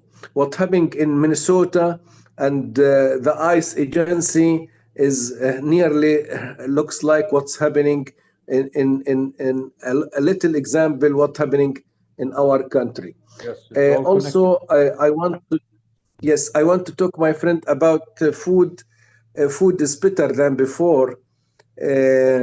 Everyone in Gaza nearly is feeling some better about food, but the medication is very serious. Today in the morning meeting, the doctors of neonatal ICU was shouting, there is no surfactant. What we will do? We are losing the premature baby every day. Other doctors from the kidney department, he told me, albumin is not available. We are losing the patient. We need albumin as soon as possible. Someone of the infectious department told me we don't have IVIG. We have 3 or 4 cases of Guillain-Barré. Another one from another. So what I want to mention that the serious condition for medication is very, very serious nowadays. I don't want to talk random. I will talk about statistics that 60% of the essential drugs are out of list, and 80% of the essential drugs are nearly out of list. Also, I want to talk about the equipment for the room for the treatment for the operation theaters and the orthopedic. They are all of them are lost. Dr. Mohammed Saleh from United States, from Colorado, was joined us, but he was, I think he has common cold. He left the webinar today, but today he was feeling upset that he was diagnosed a case of coarctation of aorta for a neonate who's 7 days old. He felt happy that he diagnosed her, but today the case was passed away because no operation or no surgical intervention did for that. He told me what we can tell that it was diagnosed and she's ready for operation. Just to go outside Gaza and to do that operation, she will be very good, very well. You know, all of you, my friend, that congenital heart disease, she may need bypass, she may need balloon, she may need something, she may need anastomosis. She will be very okay, and she will be survive for a long time, and she will be in good condition. But what's happening in Gaza, they are intended to kill these children and try to punish their family that they are just Palestinian in Gaza or in West Bank. Also, my friend, I want to talk that we are feeling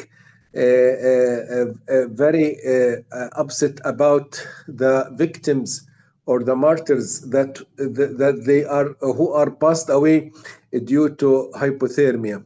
Unbelievable that you have a family coming to the emergency department running while they don't have the transport to come to the hospital, and they holding a baby who's 25 or 30 days and he's hypothermic, and they don't have that they couldn't able to be joined or come to the hospital as soon as possible, and the baby was passed away in their way. And you try to do resuscitation, you try to do mechanical ventilation, but after 2 or 3 hours you are obligated to tell the family that they lost that baby. It's unacceptable.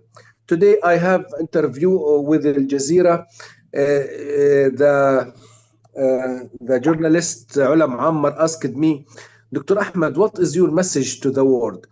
I told her that this word is Hippocratic word.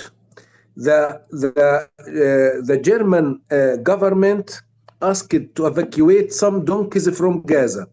Some donkeys from Gaza, they tried to evacuate it since 3 months ago.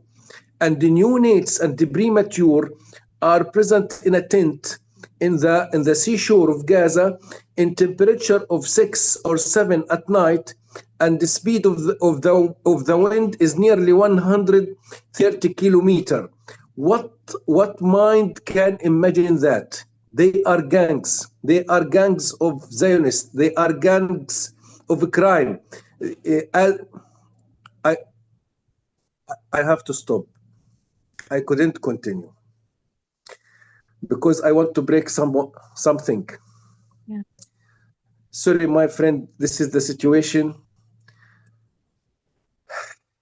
Feel with you. We feel the same rage. This is the situation. But we حسبنا الله ونعم الوكيل. حسبنا الله ونعم الوكيل. You feel that nearly 1.5 million people are nowadays, while we are talking in this webinar, 1.5 million people are evacuated in a tents in the seashore of Khan Yunis and Gaza, Al-Wusta and Al-Wusta governorate. My friend, but what happened, what is going on, we will not surrender, we will not give up, we have to continue. And again, we are subtract our powerful and our willing to continue from these lovely faces. You are the bright faces. You are the real soldiers. Every webinar, every Zoom, again and again, we have the positive energy from you. Roxana, we didn't see you since a long time. You are amazing. Dania, everyone. Thank you, my friend. Martha. Everyone, Mary Beth, everyone, Martha Miller. I don't want to forget anyone. My friend, you are our family, and I am happy to be one of the member of that family. Really, I swear to God that sometimes I have to do some lecture or to prepare some lecture on this evening, but I prefer to see you and to meet you, because this is most valuable and more valuable for me than that lecture, even if it was talking about a neuro neuropediatric like Karama want to continue with us. Okay, Karama. شكرا يا دكتور. دكتور فرة, يعني we always like to end with you because you lift our spirits, and we feel just like you say you feel that your family, we do feel that you are one of our family members, and meeting your family in Cairo was such an honor and a treat for us MashaAllah anhum, the whole family is amazing.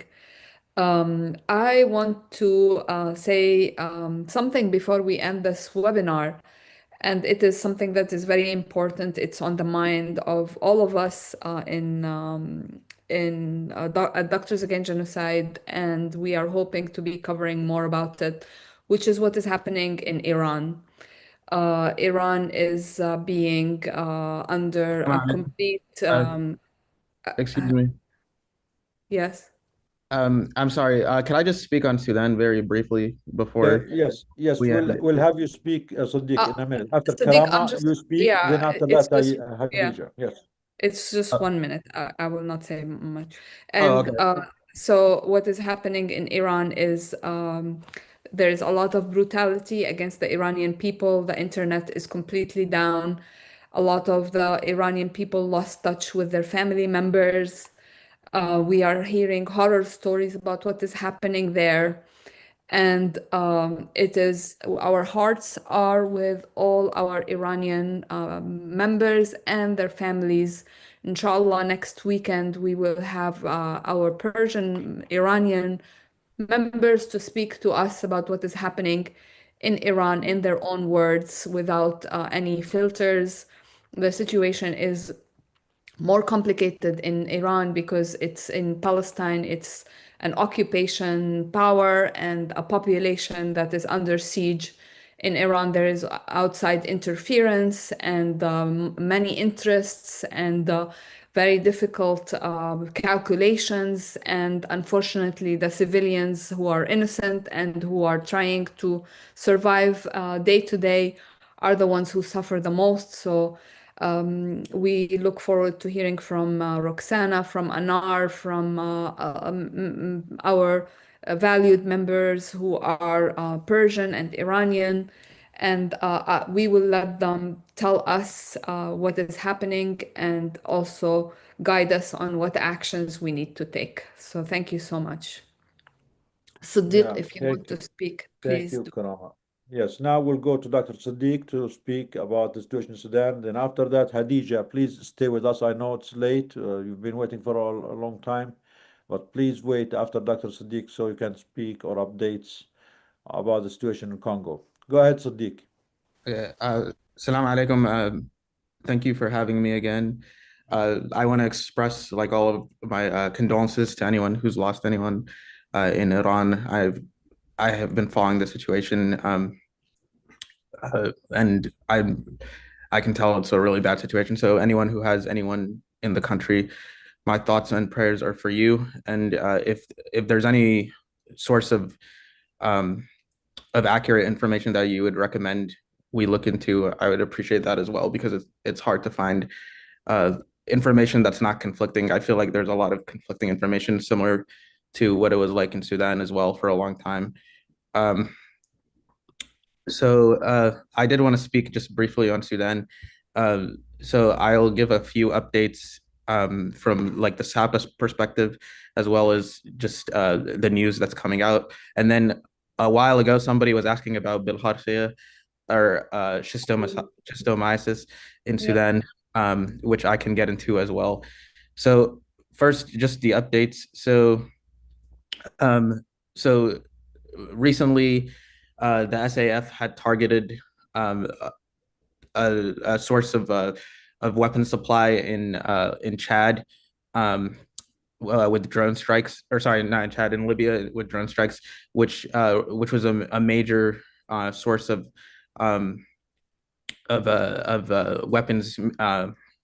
weapons allocation to the country. So they lost that route from going through Libya, and now the RSF is getting most of their weapons from Chad, like it was as well. So they have to go through a longer route now to get their weapons into Darfur. So that's an achievement in a way. So that's something that's happened.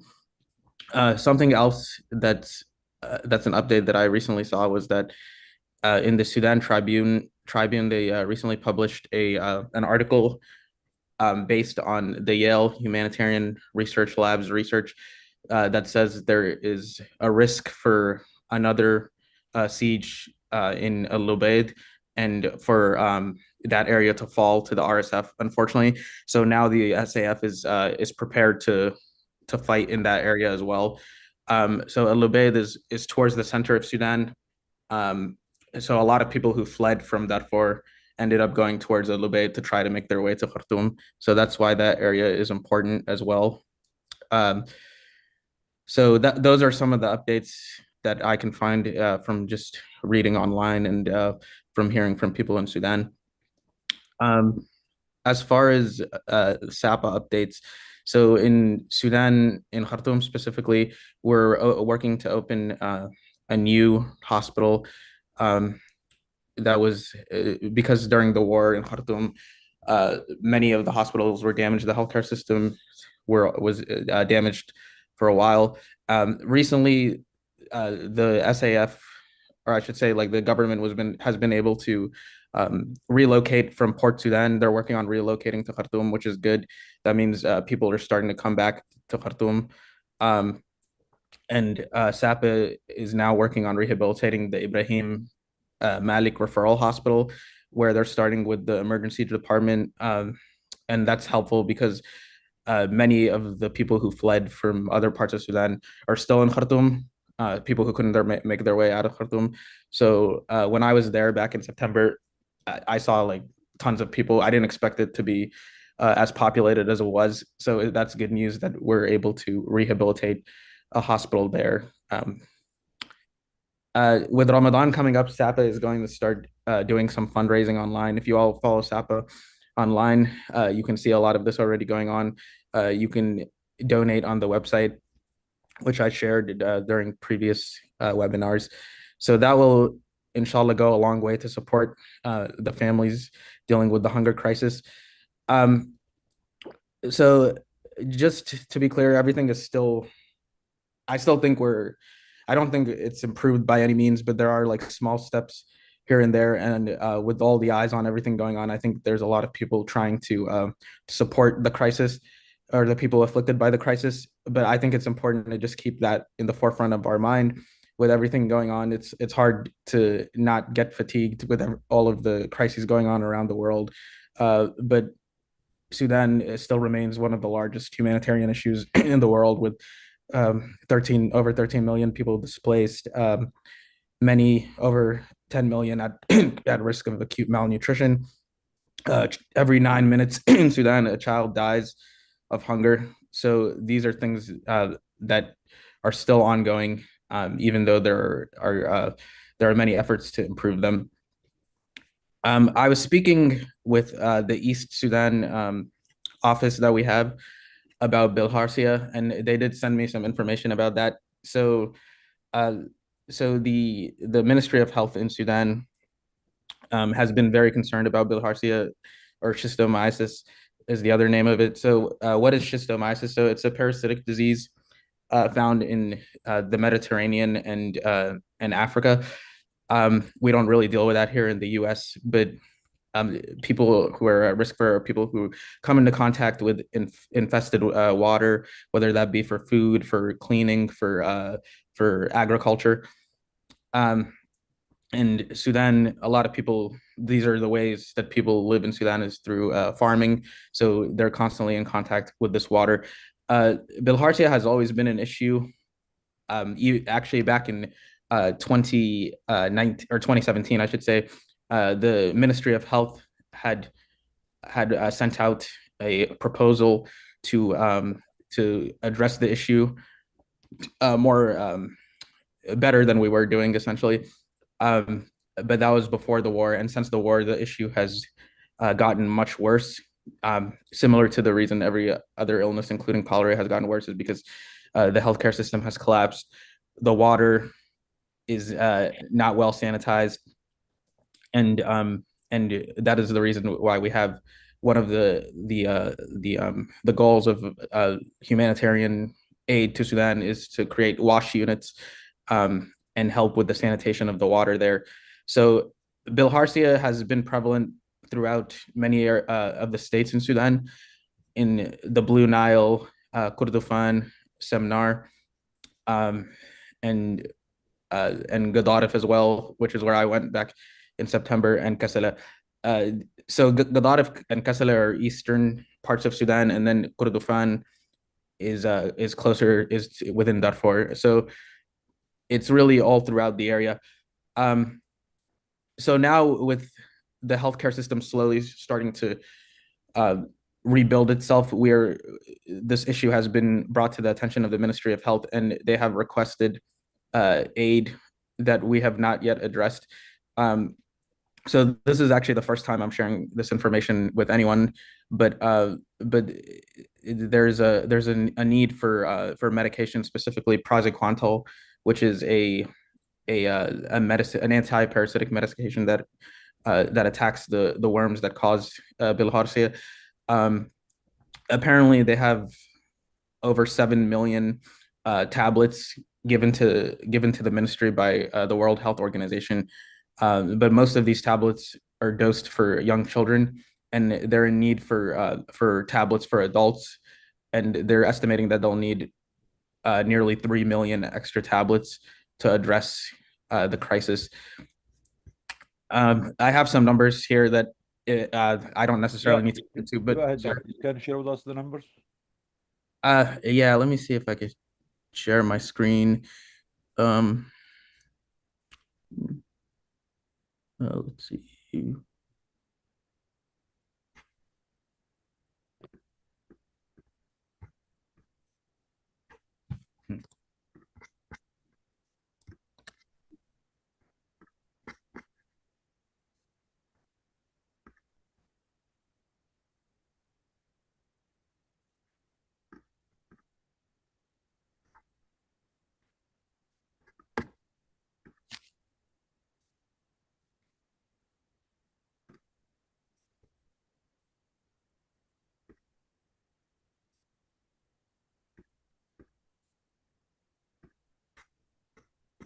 Okay, all right, can you all see my screen?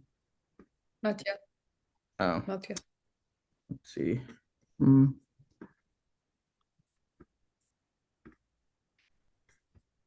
Yes, no. Okay, so these are the numbers between 2023 to 2025.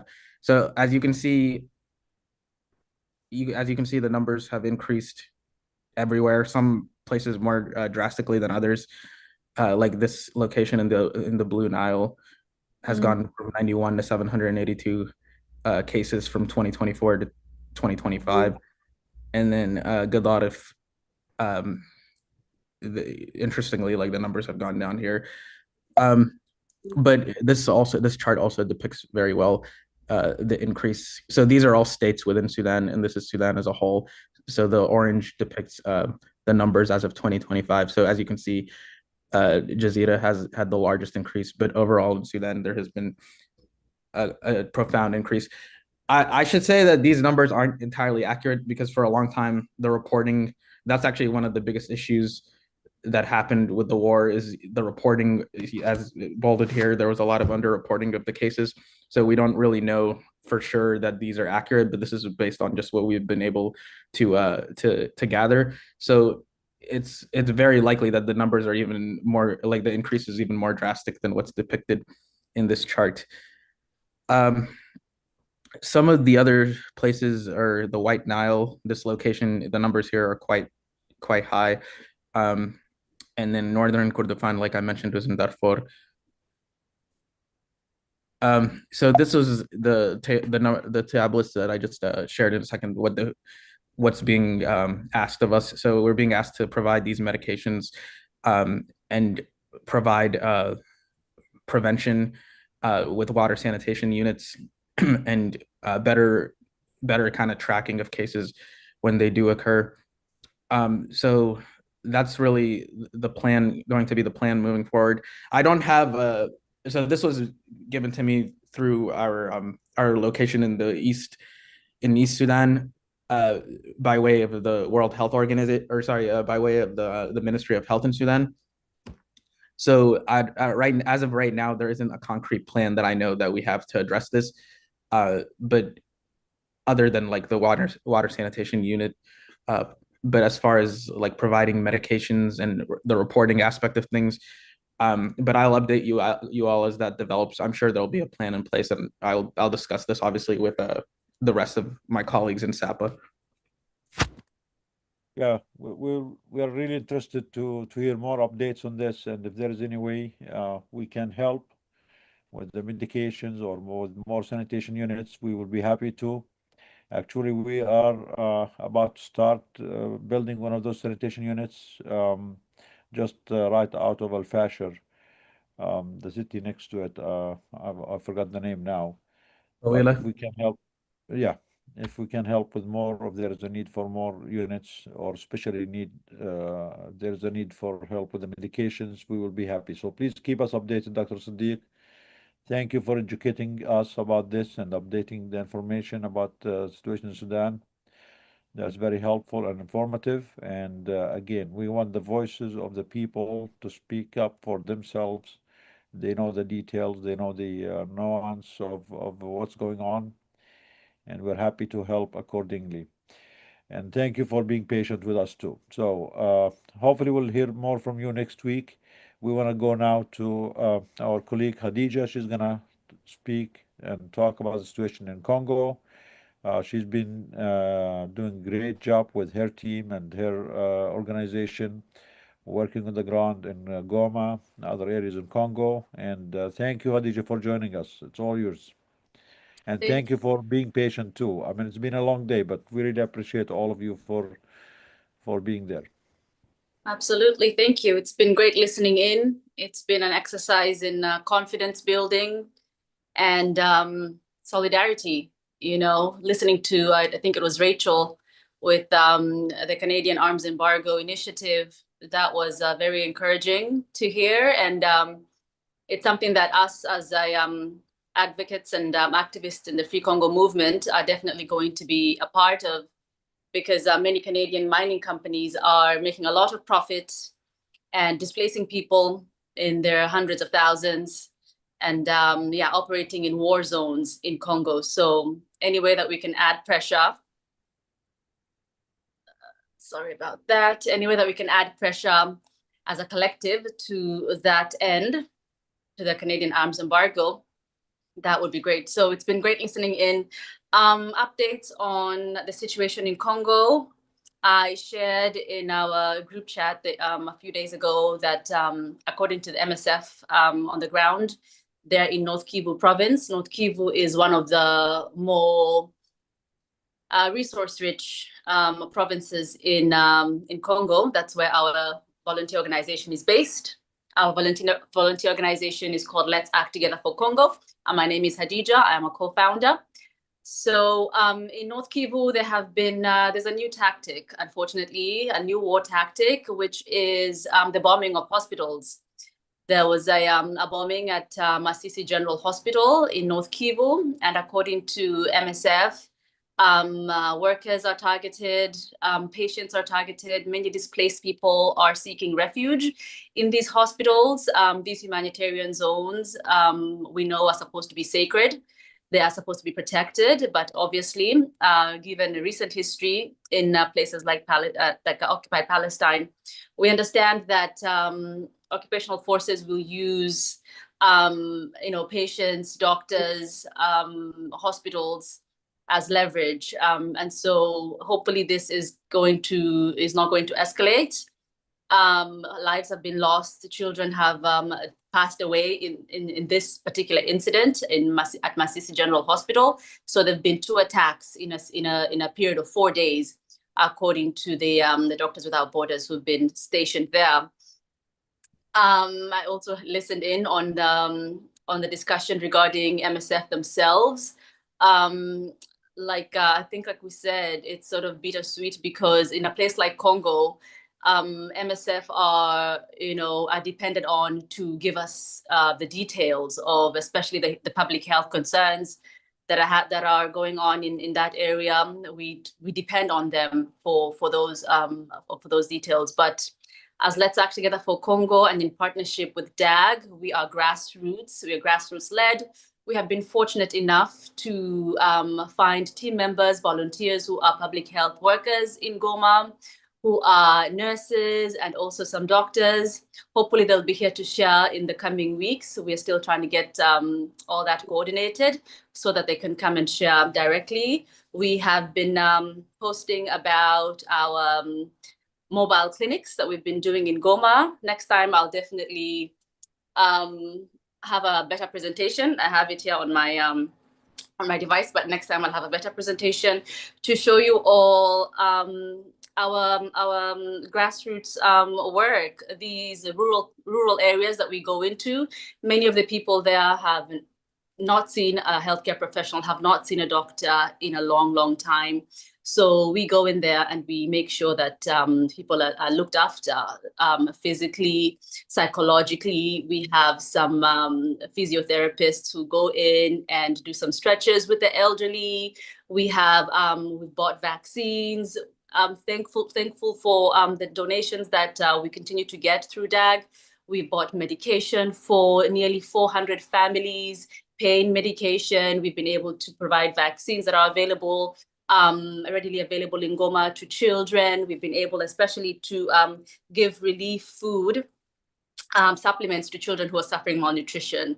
We shared a video where Philippe, our coordinator on the ground, showed us the difference that these supplements made in the lives of 2 children. You know, we saw evidently the effects of malnutrition on their hair, on their skin, on their well-being, the well-being of these 2 children. But we've been able to go back to these communities nearly every weekend, and we've been able to see a lot of progress in the health of these families. So we're thankful. We would love that the donations continue to come in so that we continue to go and into these communities to do this work.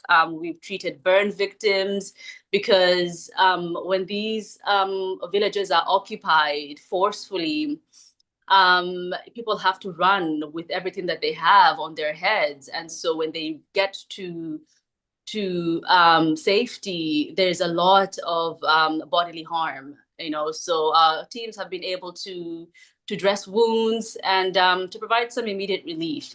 Right now, one of our colleagues, Mzee Elvis, who is usually with us, is in a country called Burundi, which is neighboring to Congo. So if you remember, in December of last year, the US and Congo signed a Minerals for Peace deal. Basically, the United States wants Congolese mineral resources as a condition for peace. Meanwhile, if we go back in history, we understand that it's America and her allies that have caused destabilization in the DRC for more than 30 years.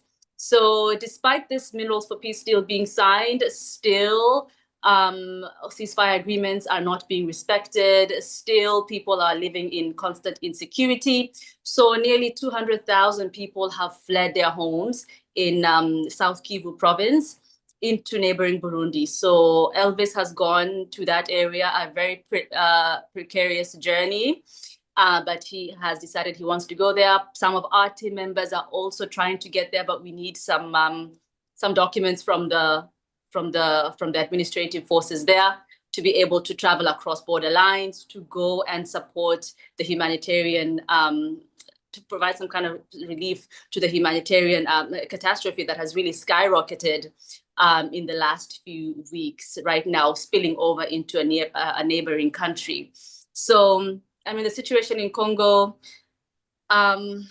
it's been exacerbated by so many things, but we're thankful for the work that we're able to do as a grassroots organization with partnership with DAG, and it's saving lives, and it's making a difference on the ground. So we're very thankful. Thank you so much, Hadija. It is very meaningful that we have the partnership in Congo. You guys are amazing and you do a lot on the ground, and maybe one day we will have a medical group going there to visit patients there and do work on the ground.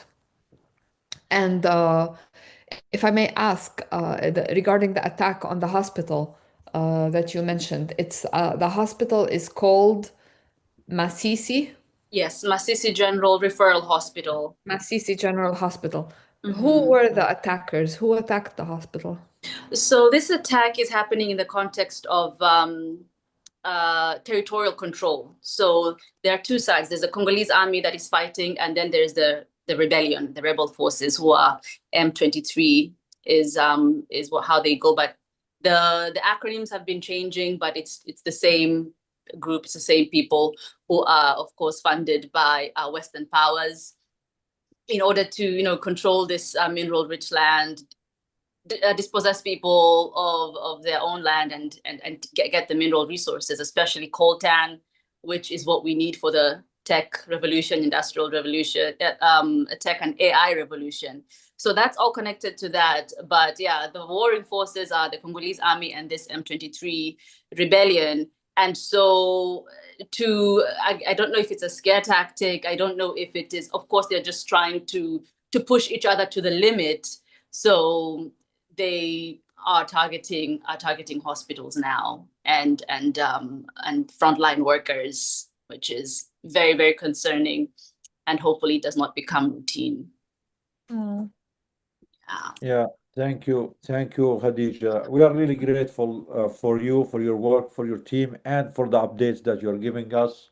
Without you, we will never maybe be able to hear these updates from ground from credible sources, because as you said, just listening to the main news, you will not really get this feedback, whether the situation in Congo or Sudan.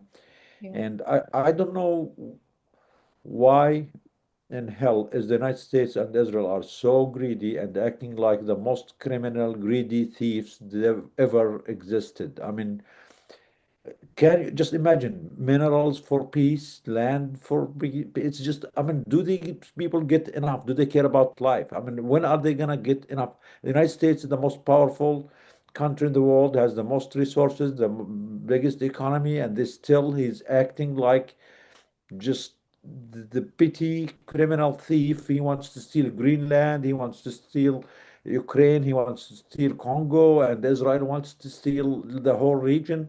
I mean, do these people have any shame, any humanity, any respect for themselves? It's just disgusting that we exist in a world and a reality that we are ruled by people like this. This is really, really infuriating and disgusting, and they should be ashamed. I mean, they're bringing shame to themselves, to whatever they stand for. All what Trump talks about, I want to get this, I want to steal this, I want to occupy this, I want to control this, and minerals for peace. It's just, and Israel is doing the same thing. So, I mean, honestly, it's just, I mean, the common denominator in all of this is just we, the people, are the targets. They don't see us as people. They only look at us as, either, tools or impediment to them achieving these thefts that they want.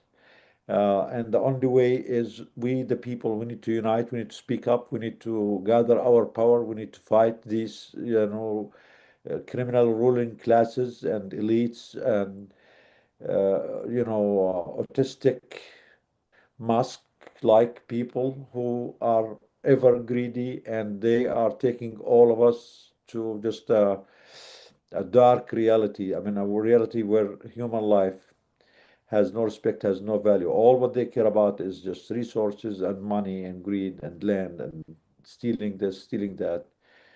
They have no respect for human life at all, none of us. So thank you, Khadija, for joining us. Thank you for the updates. Please. Nidal, just to clarify, I mean, people who have autism don't do that. So it's not like, Yeah, I know. I'm not blaming the, yeah.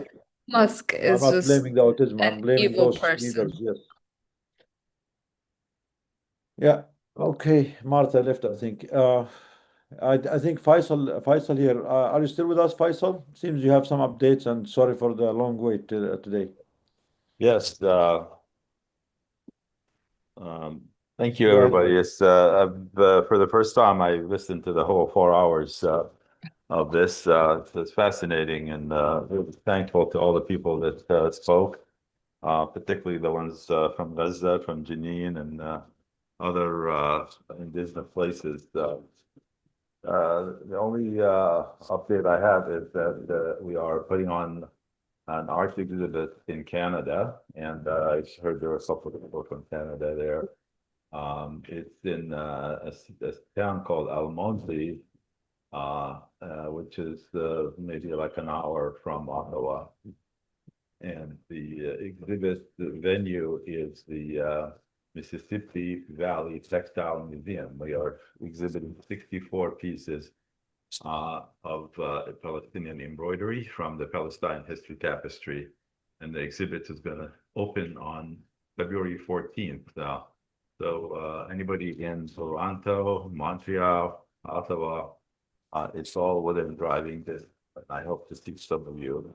When is that, Faisal? February 14th is the opening. 14th? Okay. Yeah, we'll be showing 64 pieces of embroidery that depict Palestinian history. This is not the new project. This is the old collection that we have. The new project is well underway, and we'll create 100 pieces of embroidery that depicts the genocide in Gaza. That's quite well underway now. It's being worked on in the refugee camps in Lebanon and the West Bank. So thank you, everybody. I hope to see some of the Canadian people there. I'll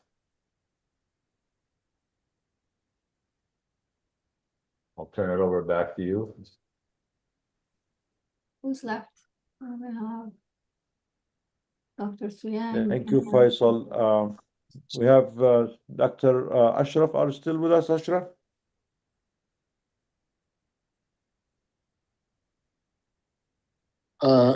Yes, I am. Assalamu alaikum. Can you hear me? Yeah. Yes. Okay. Thank you again, everybody, for this wonderful Zoom meeting. It was a lot of information today. Yeah, we talked about a lot of things, and one of the things that stick to my mind from this Zoom meeting is what Dr. Abu Sitta said today about the difference between solidarity and charity. And this concept is very important to what we are doing because charity is looking at people from above and just giving them whatever you can give, but you don't feel their pain and you don't live in their shoes. While solidarity is being part of the problem, feeling the pain of the people, and this has much more meaning.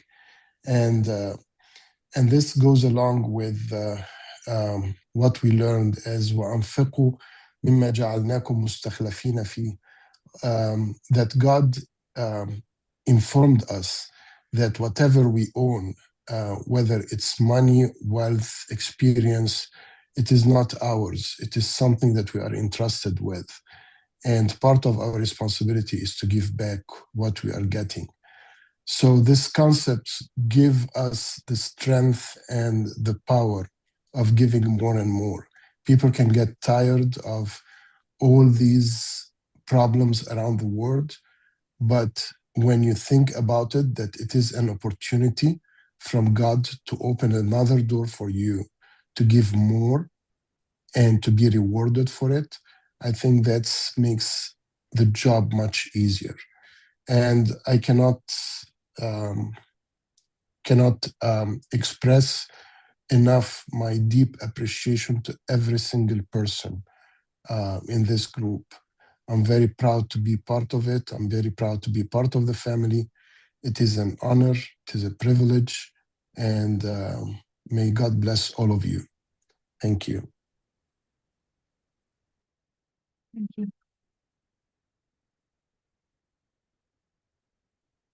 Thank you so much, Ashraf. You always say the right things that touch the heart and inspire us to keep going. Very proud to have you as one of our members, truly. متشكرين جدا.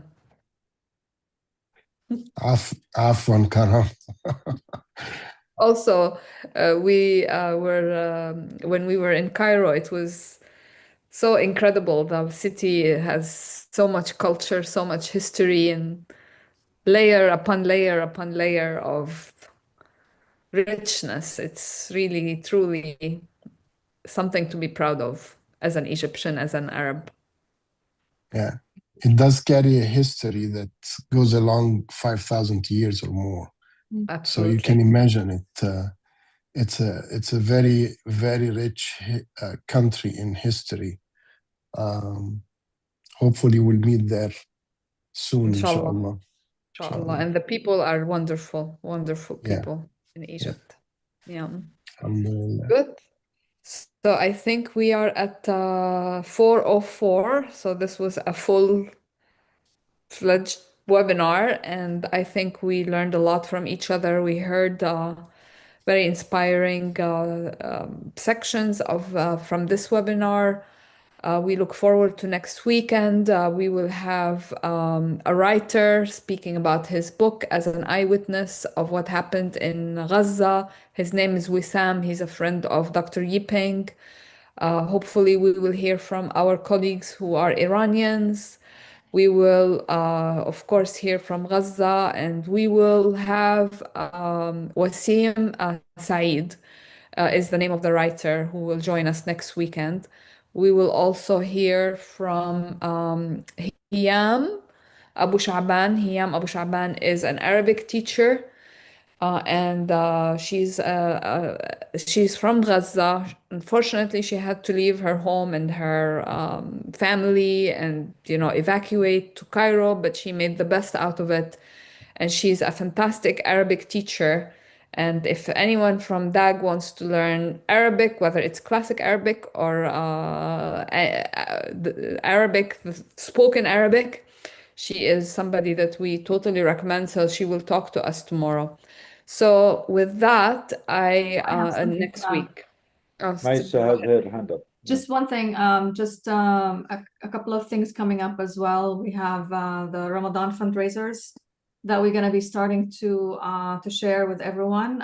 We are planning one in Michigan and one in New York. So please stay tuned for upcoming fundraisers. We're looking to see you there and support our fundraising efforts, but also to help spread the word. So we'll be sharing that by email, by social media, and in the coming webinars. So thank you so much for your solidarity and support, and until next week.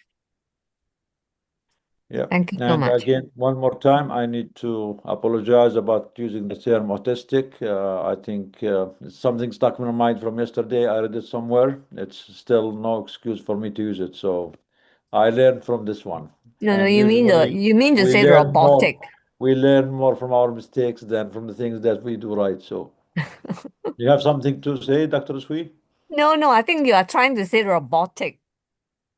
The word is robotic. Robotic, yeah. Yeah. That's you see, very true. Yeah. People who are machines and people are really human. With no soul. Yeah. Yeah. No soul, With- exactly, yes. Yeah. Yeah. Okay. Okay, We are guys, stay doctors, strong, we have united. compassion. We need to, everyone, speak up, and wherever you are, you have something to do, because the fascists are coming to us wherever we are. We need every and each one of us, please, your voice, your ideas, your skills, your connections. We need all of us. Thank you, and stay strong. We'll see you next Thank week. you very inshallah. much. It's been a Thank you. wonderful webinar. Thank you. Thank you.